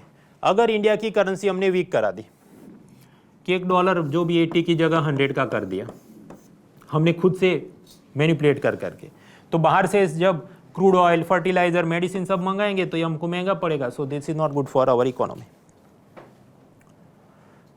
तो 60 की जगह 80 रुपीज़ में $1 मिले तो हम कहें रुपया वीक हो गया, डॉलर स्ट्रांग हो गया। अब इससे रुपया वीक होना, तो जैसे चाइना के लिए युआन वीक होना अच्छी बात थी, तो यहाँ पर रुपया वीक होना भारत के एक्सपोर्टर्स के लिए अच्छी बात है। तो वाघ बकरी चाय के मालिक कहें हैप्पी इमोजी, रुपया वीक हो गया, डॉलर स्ट्रांग हो गया। लेकिन आप इंडिया के एक स्टूडेंट हैं, आपको लैपटॉप खरीदना है, लैपटॉप बाहर से आ रहा है, तो अब लैपटॉप महंगा हो जाएगा क्योंकि रुपया वीक हो गया, तो आप लैपटॉप नहीं खरीदेंगे। तो भारत का जो इंपोर्टर है, जो लैपटॉप इंपोर्ट करता है, उसका क्लाइंट चले गए, तो Indian importers will be unhappy in the same situation. बस मैट्रिक्स में इतना ही याद रखना है कि रुपया वीक होगा तो इंडियन एक्सपोर्टर हैप्पी होगा और इंडियन इंपोर्टर नाराज़ होगा। स्लाइड की उस साइड वाला अपने आप बन जाएगा फिर मिरर इमेज, कि अगर रुपया स्ट्रांग हो गया कि $1 40 की 60 की जगह 40 रुपीज़ में आपको $1 मिलेगा, तो अमेरिकन बिजनेसमैन के पॉइंट ऑफ व्यू से सोचो, उसे भारत में से तो चाय तो कम ही खरीद, 500 नहीं तो 100 ग्राम ही देगा अभी, क्योंकि रुपया स्ट्रांग हो गया है। तो वो इंडिया से चाय नहीं खरीद, वो इथियोपिया, केन्या से खरीदेगा। तो इंडिया का एक्सपोर्टर नाराज़ हो जाएगा, मेरा कस्टमर चला गया। And at the same time India का इंपोर्टर खुश हो जाएगा कि मैं बाहर से जब भी मंगवाता हूँ लैपटॉप तो मुझे तो सस्ता पड़ रहा है, क्योंकि 60 नहीं 40 के रेट पे एक्सचेंज हो रहा है।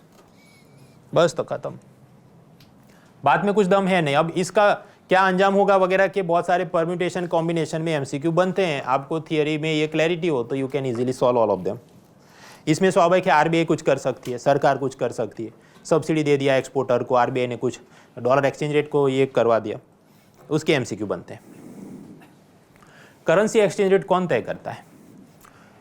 यूएसए के अंदर उनकी central bank, US federal reserve ने कहा हम तो आंख पे पट्टी बांध देंगे, मार्केट को डिसाइड करने देंगे जो करना है डॉलर का, तो उसे हम कहते हैं फ्लोटिंग या फ्लेक्सिबल एक्सचेंज रेट। उसके मुकाबले मान लो नॉर्थ कोरिया जैसी कोई व्यवस्था हो, वो कहे नहीं, हमारी सेंट्रल बैंक खुद से ही सब तय करेगी कि लोकल करेंसी का डॉलर के साथ क्या एक्सचेंज रेट होना चाहिए, तो उसे हम कहें फिक्स्ड या packed exchange rate.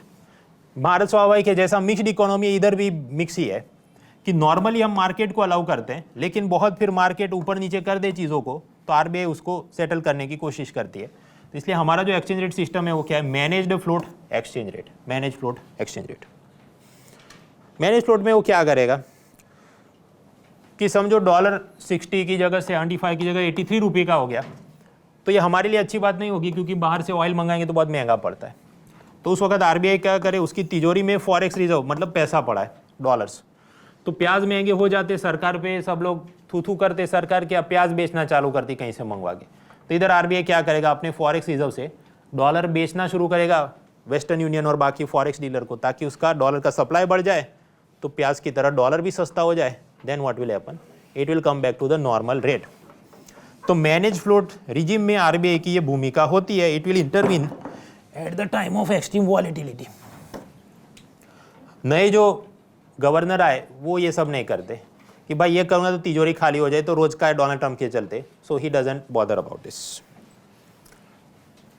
Now current account के दो पार्ट होते हैं, विजिबल एंड इनविजिबल। मतलब भारत देश का पूरी दुनिया के साथ जो फाइनेंशियल ट्रांजैक्शन का रिश्ता है उसका हम जब एक एक्सेल शीट बनाए, that is called current account. Current account में होते हैं, माफ कीजिए, उसको कहते हैं balance of payment. Balance of payment के अंदर क्या होता है, इंडिया का रेस्ट ऑफ द वर्ल्ड के साथ जो भी फाइनेंशियल ट्रांजैक्शन हो रहा है उसको हम कहते हैं बैलेंस ऑफ पेमेंट। उसके दो कंपोनेंट है, करंट एंड कैपिटल। करंट के अंदर क्या आएगा, इंपोर्ट एक्सपोर्ट, फिर कुछ चीजें हमको दिखती नहीं लेकिन हो रही है, रेमिटेंस गिफ्ट डोनेशन का पैसा आएगा जाएगा, सर्विसेज का इंपोर्ट एक्सपोर्ट होगा। इसके अलावा हमारी कंपनियों ने विदेशों के साथ जो भी इंटरेस्ट प्रॉफिट डिविडेंड के रिश्ते होंगे, this is all part of current account.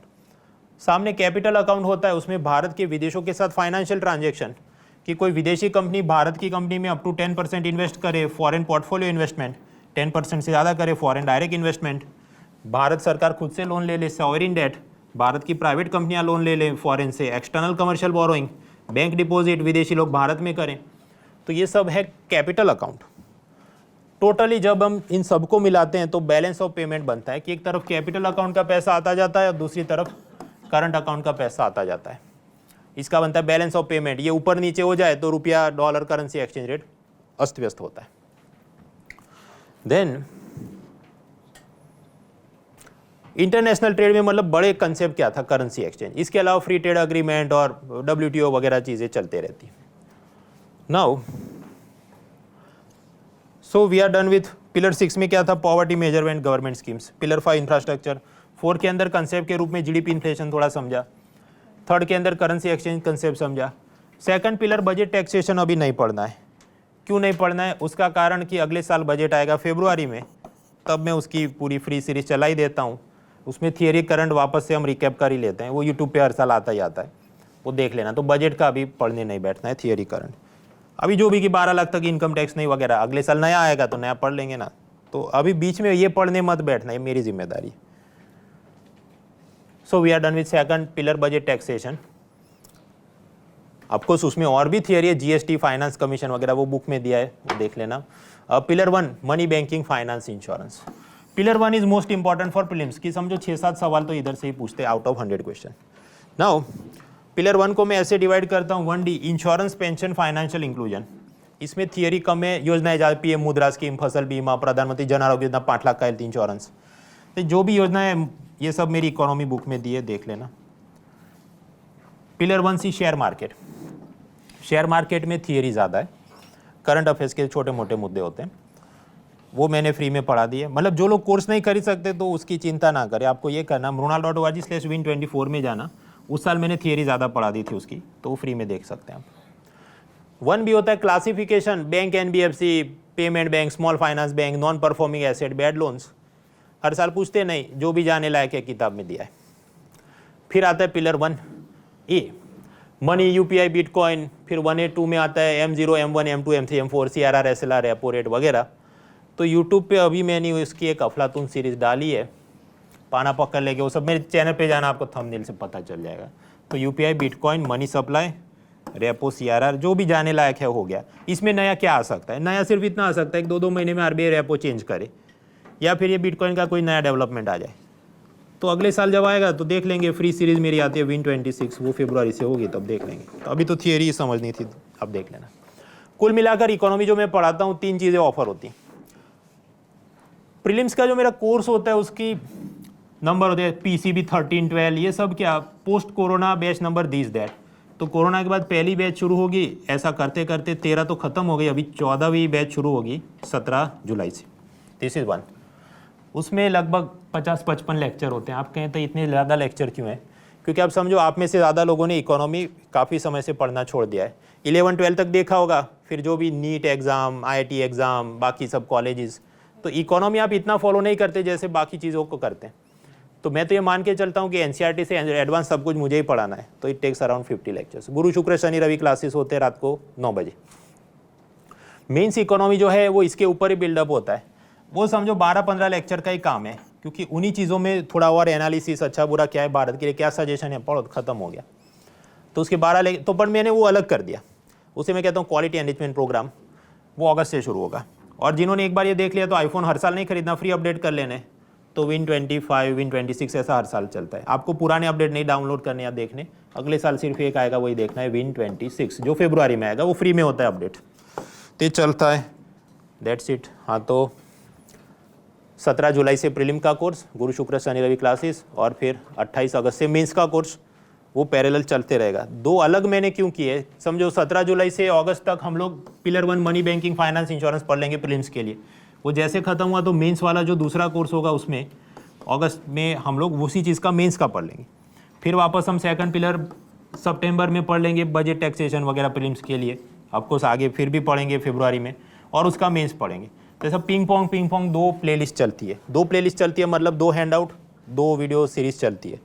फ़ायदा आपका ये है कि एग्ज़ाम की अगली रात सिर्फ प्रीलिम्स है तो वही देखना है, एग्ज़ाम की अगली रात मेंस है सिर्फ यही देखना है। पहले मैं कंबाइन पढ़ाता था, इस कारण से वो ज़्यादा रिवीजन में दिक्कत करती थी। तो मैंने पोस्ट कोरोना बैच नंबर 7 से स्प्लिट कर दिया कि प्रीलिम्स का सब अलग है, मेंस का सब अलग है। So there are 2 separate handouts. Timing गुरु शुक्र शनि रवि, और बुधवार को doubt resolution and weekly test. कोई आपको किताब खरीदने की ज़रूरत नहीं है। अब कहिए तुम्हारी इकोनॉमी बुक है, अब वो है, अपन समझो if you want to take it then okay, otherwise अपना अनअकैडमी सब्सक्रिप्शन में उसके फ्री PDF आपको मिलते रहेंगे। NCERT पढ़ के आने की ज़रूरत है नहीं, बेसिक से एडवांस सब कुछ कवर्ड है। माइक्रो इकोनॉमिक्स में लाइव नहीं पढ़ाता, क्योंकि मैंने आपको बताया पिछले 13-14 साल में सिर्फ 2 ही सवाल आए। 2023 मई में मैंने लास्ट टाइम उसको लाइव पढ़ाया था, उसके रिकॉर्डेड 2 क्लास हैं, 20-30 पेज का हैंड आउट होगा, उसको आप देख लेना सब्सक्रिप्शन अगर आप लेते हैं, पर वो अभी नहीं देखना है, एग्जाम के 15 दिन पहले देखना है, क्योंकि माइक्रो इकोनॉमिक्स चीज़ भी ऐसी है 15 दिन से ज़्यादा याद नहीं रहेगी। So that is done. और अनअकैडमी के अंदर सुदर्शन सर ने ज्योग्राफी की नई उनकी कोर्स ऑनलाइन क्लासेस 11 जुलाई से शुरू कर दी। 17 से मैं इकोनॉमी शुरू कर रहा हूँ, और बाकी भी सब्जेक्ट ऐसे सब चलते रहते हैं। और मित्रों, ये अनअकैडमी नेटफ्लिक्स जैसा मॉडल है कि केवल इकोनॉमी नहीं, हिस्ट्री, ज्योग्राफी, पॉलिटी, सारे आपके सब्जेक्ट के कोर्सेज अनलॉक हो जाते हैं। फॉर एग्जांपल 11 तारीख से सुदर्शन सर की ज्योग्राफी की पूरी सीरीज शुरू होगी। 17 तारीख से मेरा इकोनॉमी का कोर्स शुरू होगा, मैंने आपको बताया, और उसी प्रकार बाकी सारे including CSAT, prelims, mains, theory, current, सब कुछ। तो ऐसा ही आरंभ बैच शुरू होने वाला है। You can join at an affordable price of 17,999। Affordable मैं इसलिए कहूँगा कि उसमें mains answer writing with evaluation, CSAT सब कुछ शामिल है, जो बाकी इंस्टीट्यूट में अलग पैसे मांगे जाते हैं। और इसमें भी अप टू 12 मंथ्स एक्सटेंशन है। डिस्काउंट कोड याद रहे mrunal.org। चलिए आगे बढ़ते हैं। आगे का अब क्या कार्यक्रम है, अभी हम ब्रेक लेते हैं। ब्रेक के बाद प्रतीक सर हिस्ट्री पढ़ाएंगे, उसके बाद मैं वापस आऊँगा तो गिफ्ट मतलब क्विज होगी, हमने अभी तक जो पढ़ा उसमें से। You could win prizes, prize में ये लोग कुछ 3 टैबलेट देने वाले हैं, ऐसा मुझे भावना जी ने बताया। और फिर मैं इधर ही हूँ, आप उसके बाद मुझे फ्रीक्वेंटली मतलब जो भी डाउट वगैरह पूछने आप पूछ सकते हैं। तो अभी हम लोग सब खाना खाएंगे, and then we will meet again.